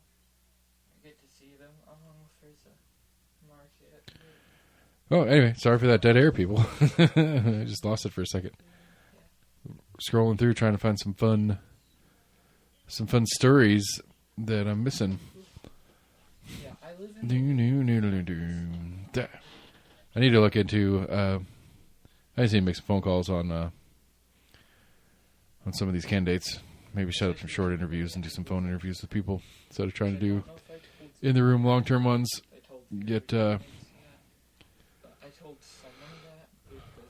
Get some stuff going. There's a weird guy that I've gotten a bunch of requests to follow different pages as of very recently. It's AI at work. It might be. Brandon Ray Huckabee introduced me to a bunch of stuff. I'm trying to think where to go. Michael Bayer. I think he's running for something. I lost my sheet. This guy does some real good AI posting.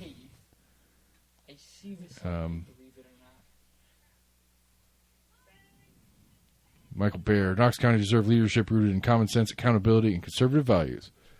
Number 1, protect our land. We must preserve farmland and rural properties, stop unchecked sprawl, and defend local communities from overdevelopment that ignores our way of life. Number 2, growth with accountability. Growth should match real population needs, not special interest. Infrastructure must keep pace. Developers must pay their full share, and families should never be forced to absorb the cost of reckless expansion. Fiscal discipline, no new taxes, period. We need smarter use of existing funds and real accountability for every tax dollar. Law and order, I support Trump, ICE, and law enforcement. I don't care if you support Trump, ICE. That's not your job if you're running for County Commission seat 11 at large. Yeah, but it shows he's a true conservative. Local, state, and federal, public safety always comes first. Fucking define that. Don't want to be labeled as a rhino. What does public safety mean? Like, just tell me what that means. Everybody being safe. Let's see here. Mental health with common sense. We need practical mental health support for citizens and county employees. Or what? Confidential care for first responders and focus on prevention, responsibility, and accountability. What? We need practical mental health support for citizens and county employees. Confidential care for first responders and focus on prevention, responsibility. I don't understand what that means. Real solutions, not big government. The best result comes when business, nonprofits, and county government work together. That means limited, results-driven task forces and measurable outcomes without growing bureaucracy. Well, how do okay. Bottom line, protect land, protect taxpayers, back the badge, grow responsibly. NIMBY, shut your hole. I don't know enough about you. I should probably check myself.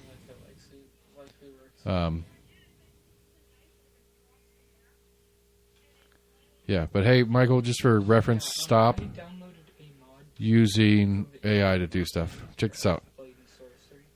Help me read this. I might be drunk. I don't know. County Commission candidates, name 3 positive accomplishments you've done to better Knox County in the last 2 years. Okay, that makes more sense. The way that's broken down is really awkward. If you can't name 3, save everyone the embarrassment and withdraw. Post on your account or reply here. The voters need to know that they're getting themselves into. Gain some experience in running it in the future. Did he respond to his own? He did. The only 2 comments are him commenting. He said, I'll start. I think it's fair to ask candidates to show what they've actually done. I've been vocal about that, so I'll hold myself to the same standards. Well, you haven't held positions, so you haven't done anything. At his day job, he implemented a disaster response team. Okay, what's your day job, buddy? What the fuck does that mean? Isn't that something don't you already have to have in place? I mean, you don't some kind of disaster plan? It's wise to. Now there's a team that makes sure that you've got a tornado drill evacuation plan. He created and implemented a disaster response team in his corporate role, partnering with local government organizations and charities to provide immediate support in times of crisis. Support to who? His employees. What is your day job? Anyway, number 2, he launched and supported a blessing box initiative with local churches and community groups, taking what you need, leave what you can, helping address. So you help people build those weird little boxes in their front yards? Awesome. He helped lead a veteran kitchen giveaway where community members nominate veterans and the selected recipient receives a full kitchen refacing project. Cool. New cabinet faces. Or they just come in and paint them. Maybe if you're lucky, put new hardware. Oh, and he's so badass, he's going to add 2 more. He's asked for 3, he's given 5. Number 4, spent time on ground passing out Narcan food and overdose awareness resources to members of our homeless community throughout Knox County. Okay. And supported Tennessee Veterans Hiring Program, helping our company earn silver status and encouraging other Knoxville businesses to hire and support veterans. This is the type of hands-on, community-driven work I believe leadership requires, and I'm just getting started. I don't understand what any of that means. Who's that guy? Dave Bray? Dave Bray. National Anthem by Dave Bray for the upcoming June 19th Smokies game versus the Chattanooga Lookouts. Proud to support the Marine Corps League and the mission they serve. All beef hot dogs. Fucking Marines. I shouldn't say that. See, again, I'm just filling the air with things that are going to get me in trouble later. There's one guy I watch on YouTube. It's pretty funny. He's like written a few books, and he always throws in a jab at the Marines. And he's like, you can also get it on Audible or whatever. Get on this for the Marines out there.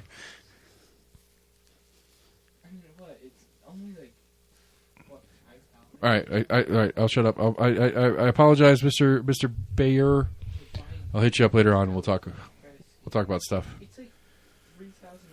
I'm curious. I don't feel it personally. I don't.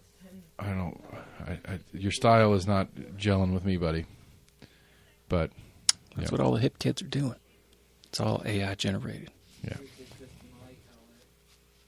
Well, his page was launched 2 weeks ago. Damn. So, He does not have a long-term Facebook presence, but, he's not old like me, does it? I don't know. Maybe set up a separate one for this run. No, but it's not. It's shown as a personal page, not a campaign page. Huh. So I don't know. Like, I don't fucking know what to do anymore. Like, I just don't. I'm so kind of. Part of me's over it. Part of me loves it. You know that.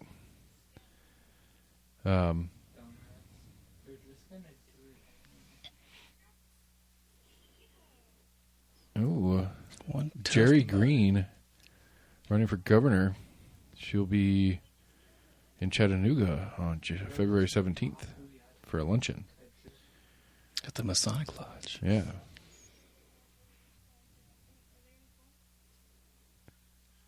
All right. Cool. What's your deal, Jerry Green? Let's more about you. She does look like a tough cookie. 5, well, is you can help. I don't want to help you. I want to know what tough mother. Shut your mouth. I'm just talking about Miss Green. Cleveland. What's your skinny bear Green for governor? Here we go. Let's check it out. Jerry Green. One tough mother. Yeah, I don't. Why would I donate if I don't know what your platform is yet? Let me get your platform page first. Some people are just click happy. So what I say for real support for working families. Paid family leave. Nope. Loser. Affordable child care. Okay. Real living wage. Yeah. Oh, that was one. Did you see?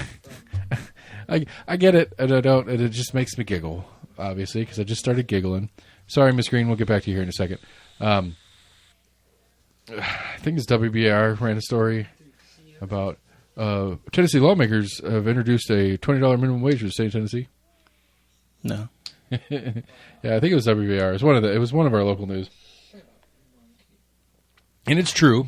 It was introduced by some Democrat from Memphis. So it's going nowhere.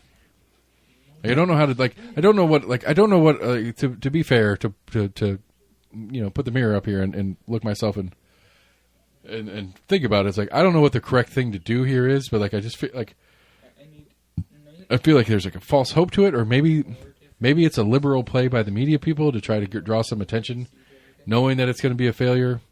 Like, if you're writing a story or doing news coverage on a story from a Democrat in Tennessee introducing a bill,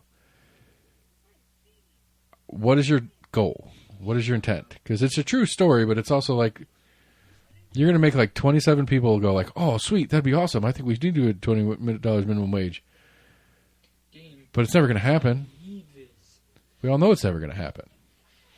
Because that's like the same guy. There's a guy from Nashville that introduces a recreational weed bill for Tennessee every year. Yeah. And somebody always runs a story about it, and that story hits the socials, and everybody's like, hell yeah. And like, as Austin did it, Austin was like, hey, did you hear they're introducing a bill to go full rec? And I was like, who did? Like, yeah, it's like 5 years running. I was like, who did? He's like, I don't know. It's like, well, find out. Like Freeman, yeah, that normally puts right. And he went and looked it up, and he's like, it's this guy. And it's like, what's the letter next to his name? He's like, it says D Nashville. I was like, well, D stands for loser. So anything this guy puts on the floor is going to be a loser. So ignore the entire story on what this bill is asking for, because our good friend and local D is Mr. McKenzie put a bill up that's asking for transparency on the vouchers. Nothing exciting, nothing hardcore. Just literally, did this person who is receiving a voucher for the first time, where did they go to school last year? That's it. Not how much money they make. Nothing else. We're trying to get some kind of clarity. It's just like, if you built this for quote choice for parents like me, Betsy, who are yelling about this doesn't give me a fucking choice. All it's doing is giving a discount to the rich kids, which again, part of me doesn't really care that much about the discount, but that's not how you sold it. You sold it to me as this is a way for families to have more options. I got no more options there, Betsy. Right. Show me the families that are getting the options. And when you show me the families that already have their kids in private school are the ones that are getting the options, well, they already had all the options. Their options didn't change either. So anyway, Mackenzie put that up. Guess what happened in the subcommittee? It failed. Him and the other Democrat on the subcommittee, he said, yeah, let's do this. And the other 7 people or whatever on the committee was like, pfft. There's a Republican one from like Cookville or something like that has some transparency guidelines on it, but also doesn't look particularly likely. So anyway, back to Miss Green. Sorry about that tangent on actual local shit. Strong public schools, fully funded classrooms, respected teachers, honest education, not censorship and political interference. Liar. Healthcare access, a government that expands Medicaid, especially in rural Tennessee, and respect a woman's decision regarding her own health. Loser. You're not winning on that one. I don't disagree with you on it, but you're not winning on that one. Common sense laws, background checks, red flag laws, gun locks, because no parent should fear sending their kid to school. Nah. And a future worth fighting for. Clean air, safe water, climate. Yeah. All right. Doesn't say she's a Democrat, but she's a Democrat, obviously. I did see a little bit on TV when I happened to pull up the General Assembly on PBS. I think I saw them actually voting on this. The House passed a bill allowing 10 Commandment displays in public schools. Tennessee House? Yep. Way to go. Which I think the way they were saying it was it doesn't require it, but it's allowing them to put it up. Which I don't think I've ever heard that kind of language. Most kind of 10 Commandment bills was requiring them to be posted. I mean, it's just in a all step schools. on the. It's just a step on the thing. And again, that's one of those. It's testing. That's a Supreme Court test, not a. Yeah, but it's allowing it. So I think it's more of an issue when they try to force it. Well, but I think it's step 1 in the testing, though. It's like, okay, so it allows it. Some school will do it. Somebody will pick the fight over it, and some lawsuit will get into play. Possibly. And then the results of the lawsuit will say, well, it is not a violation because it was an option. And then the state comes back around in the future version of it and makes it not an option. I'll go back 2 weeks ago. 2 weeks ago? Last week, we're in here, we're talking about the opening ceremonies. And it's like you know, because a number of Olympians have been getting some heat for not being super. Like Sagar had a great point on this. A number of Olympians are getting heat. The Trump administration, no, loser skier. If you don't want to ski for our country, like somebody made some pundit made the joke. It's like, maybe you should if you don't want to represent the flag that's on your uniform, maybe you should go home and join Antifa.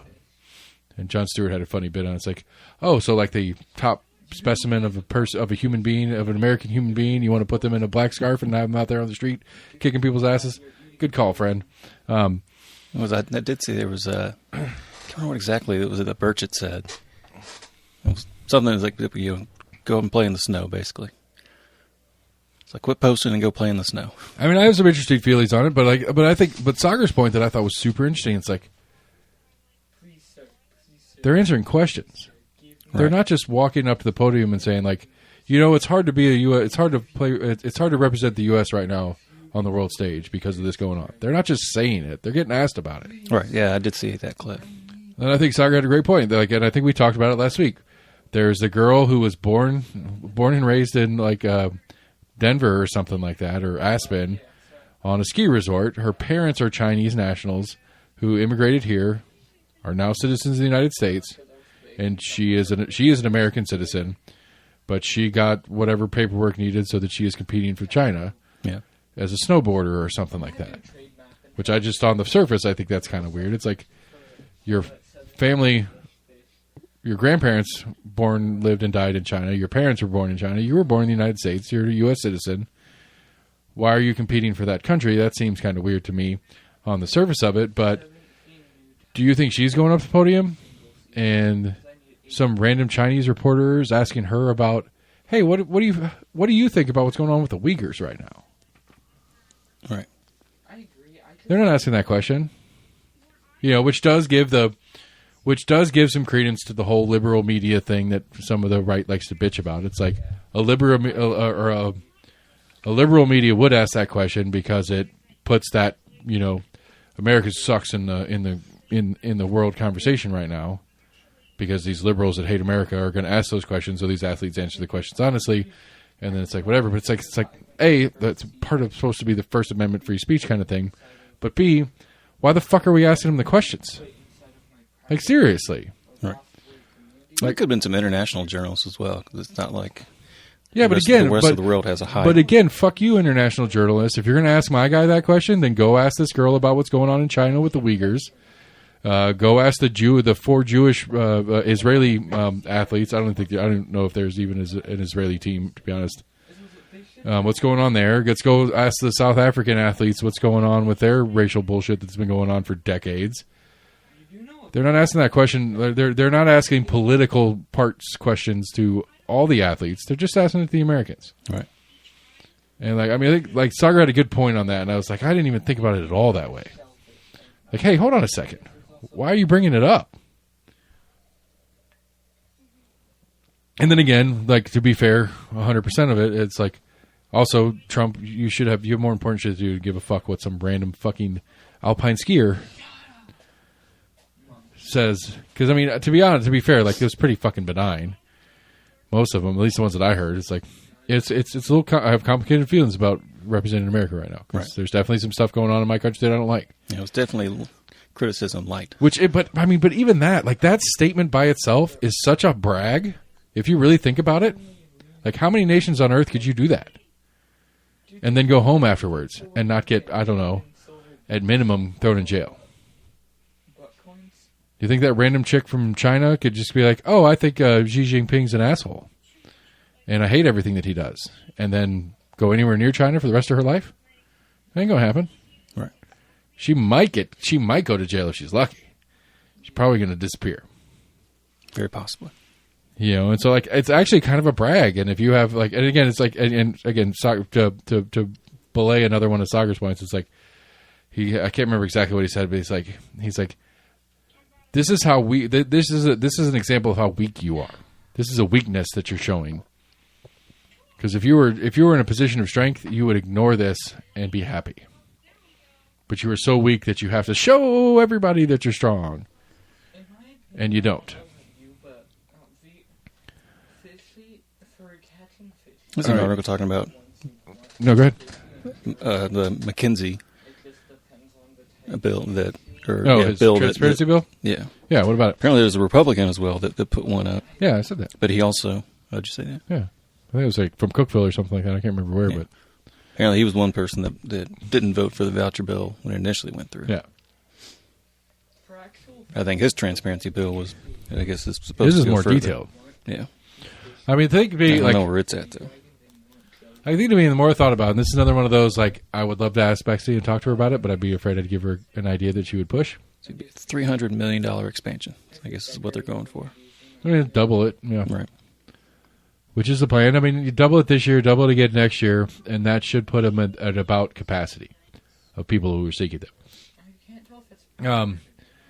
I've been thinking about it a lot, because I hate state schools. I really think that the state being the operator of schools is a problem in and of itself. And I don't know what the solution is.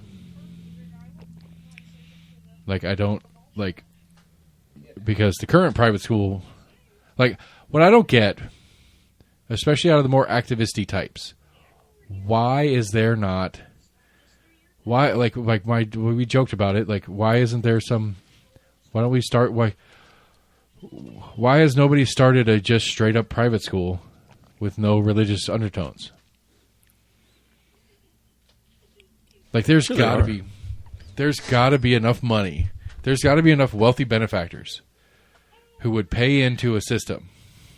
I don't know. Okay, so I've referenced Joel a handful of times in here, and he's Max's dad. Great dude.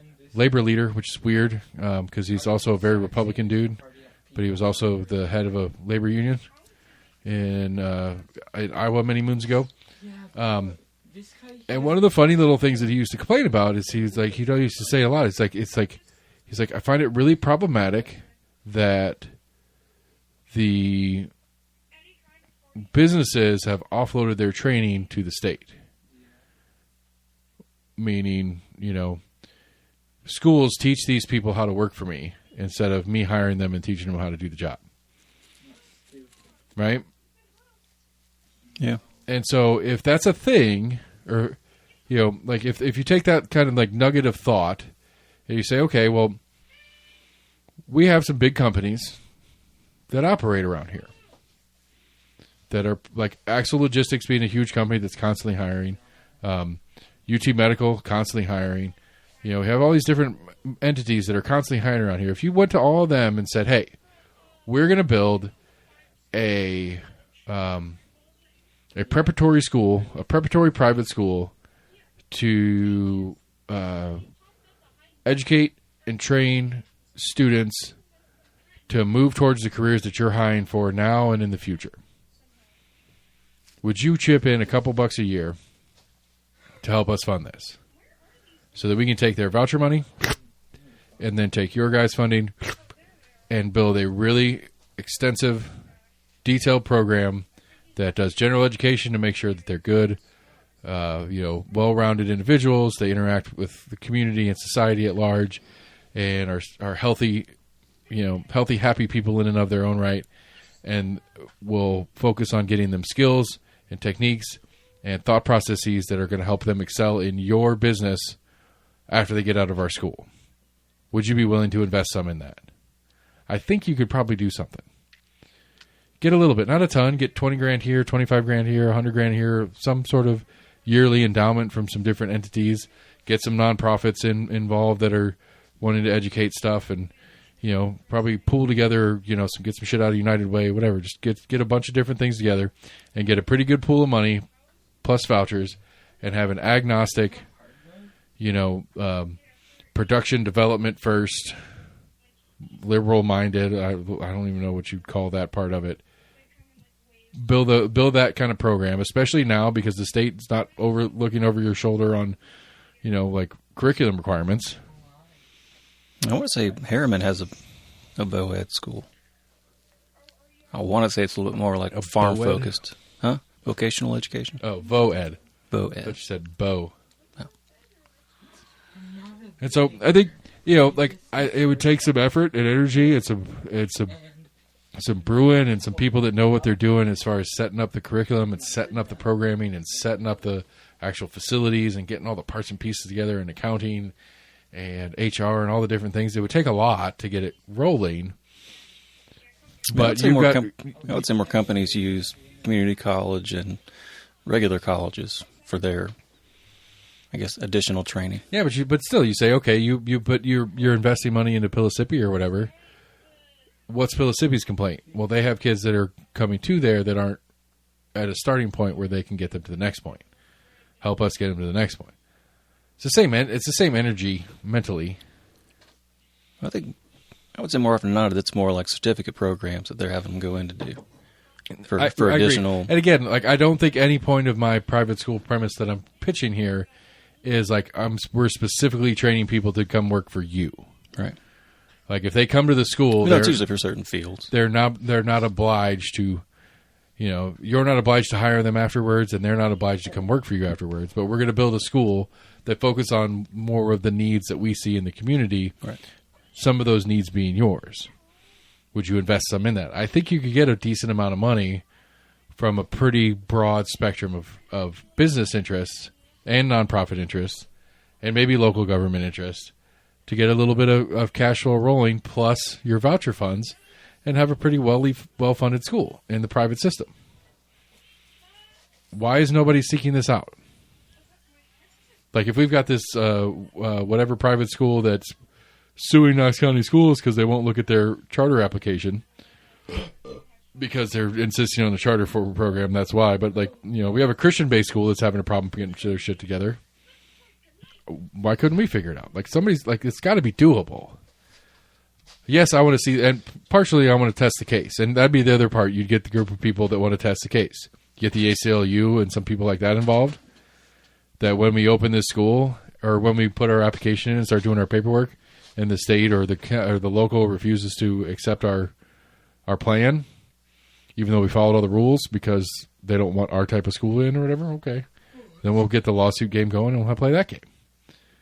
Because that's how we move money first. That's how we move the law. I'm saying, like, why isn't anybody doing it? Maybe somebody is. almostagreement@gmail.com if you know of somebody opening their own school that's intentionally to test this law the other way. All right, let's get weird.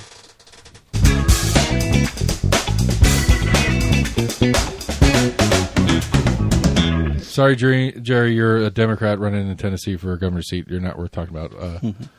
We'll come back at some point, I'm sure. Got a Norwegian biathlete. Yeah, biathlete.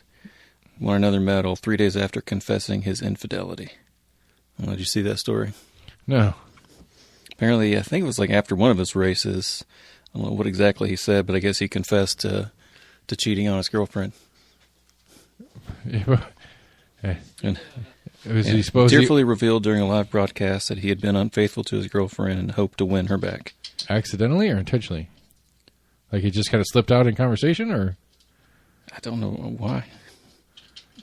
But like, what does revealing a secret have to do with winning another medal, other than he's that good at the sport? Well, if he just took it as an opportunity to make an overt, like, this is how sorry I am. I'm going to tell the whole world that I cheated on you, and that I'm really sorry and I want you back. That's really random and weird. Okay, I don't know. Go. Let's get weird again. I just don't know how to respond to that. Like, yeah, I just thought it was crazy. I mean, it is pretty crazy. But good job. Way to go. I'm pretty sure I got some Viking blood in me, brother. Get out there and get after it. We got, let's see here. From Arena, Mexico to the World Cup, a wrestling mask boom is taking shape. So, like, wrestling manufacturers are making many wrestling masks? Yes. Team produce an average of 300 wrestling masks a week. Expect a very large increase in sales with so many foreigners because wrestling and masks are a Mexican symbol. We hope the stores we work with will ask us for more of this product. Yeah, it's not that great. I'm so confused. I thought it sounded cooler at first. Because the World Cup's partially in Mexico, I guess? Yeah. Okay. All right. I mean, so it's like a sombrero. It's like a touristy thing. Yeah, it's like sombreros on Cinco. Like, it's proper, good old-fashioned cultural appropriation in the fun way. Yeah. I'm not mad at that. I like it. Get after it. Get your gaucho signs. Let's see here. We got a pickleball argument sparks a brawl at a Florida country club.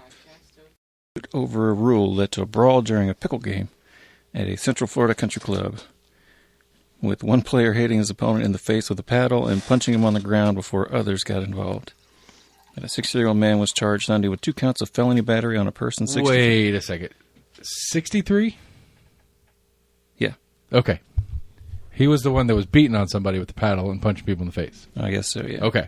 I was making sure. I just want to follow the story correctly. Yeah. 2 counts of felony battery on a person 65 or older, and his 51-year-old wife, who also joined the fight, was charged with a single count of felony battery on a person 65 or older, according to arrest affidavit.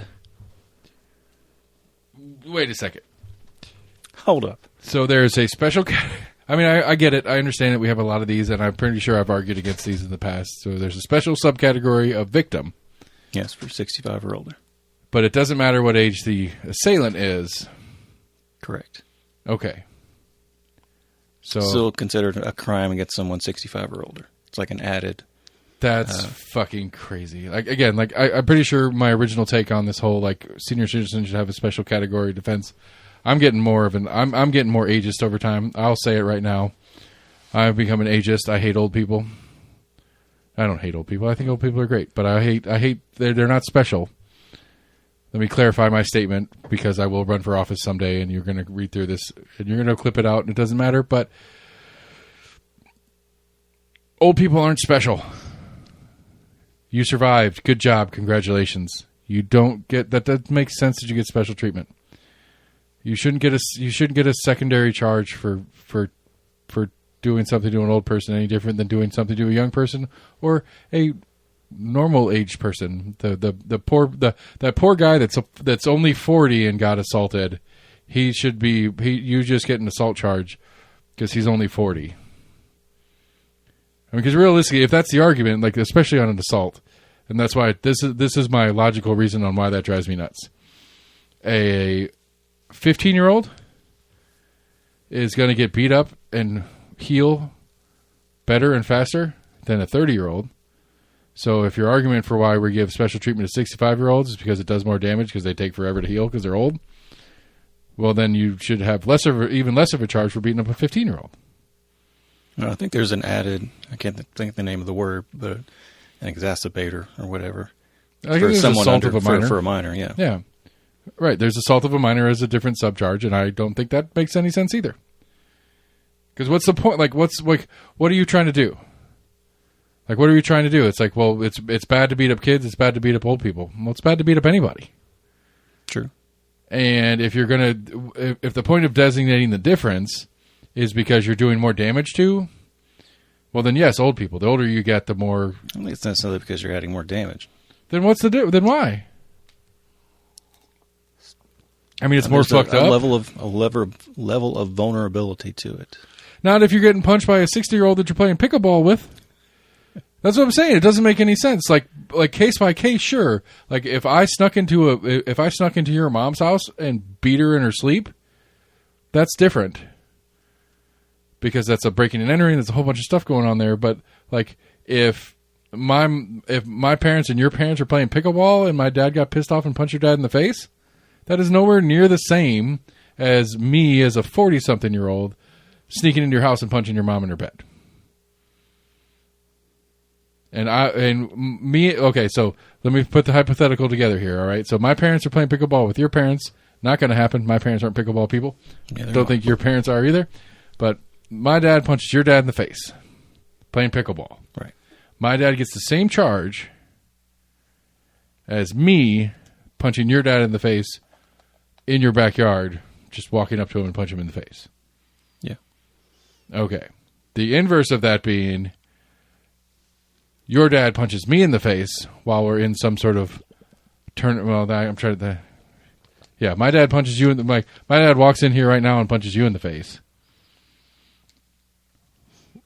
Kick him in the nuts.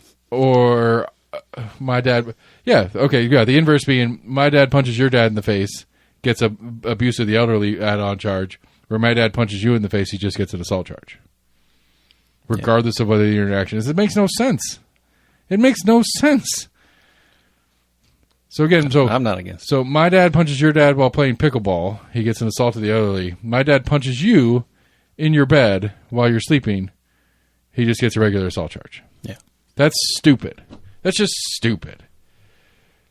It takes no logical. There's no logic to that at all. For my future campaign, I'm not against this. It doesn't make any. It doesn't make any sense. The circumstances of the case. I have no issue with it being a protected class of people. I do. Like if I do. It doesn't make it. It needs to be logical. It just needs to be logical. It can be. I can get behind the premise of we protect the elderly from scammers, or we protect the elderly from. Why?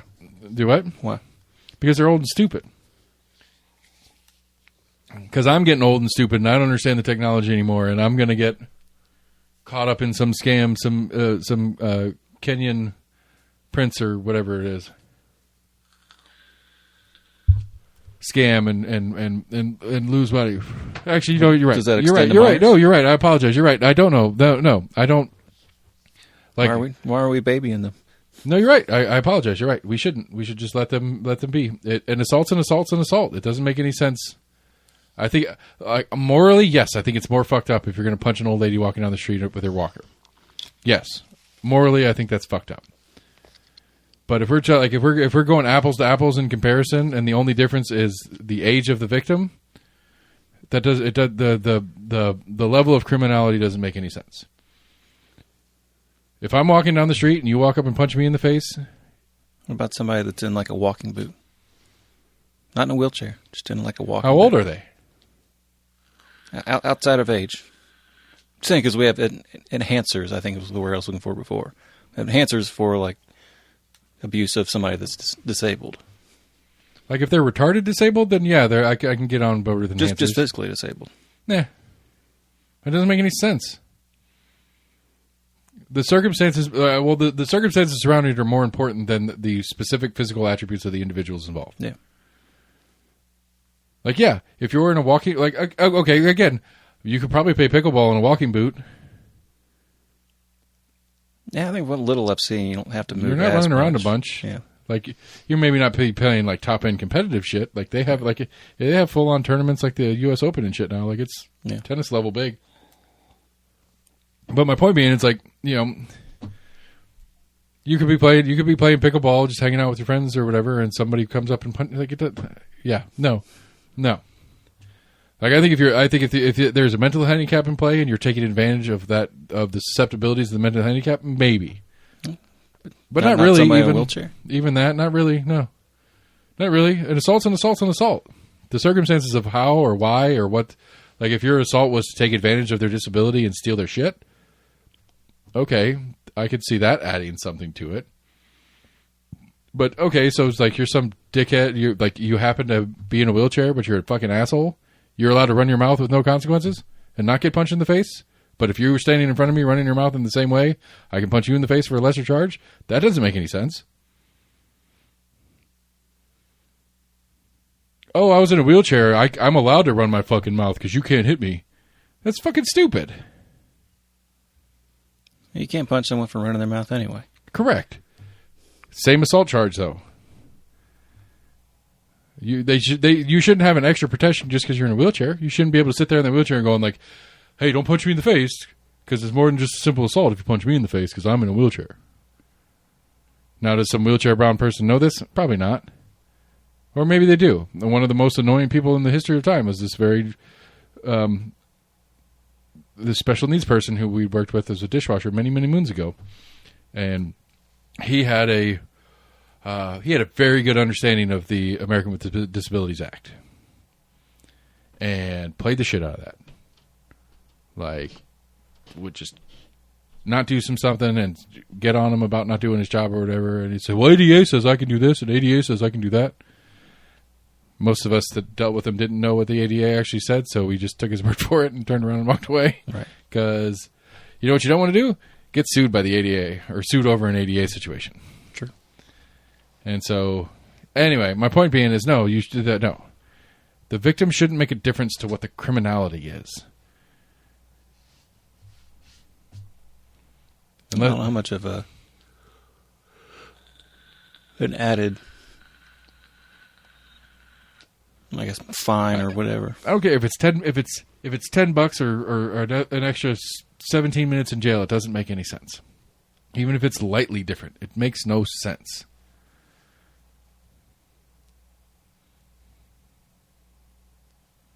Yeah, I mean, I'd say for most people in the heat of the moment, they wouldn't really consider the added consequences.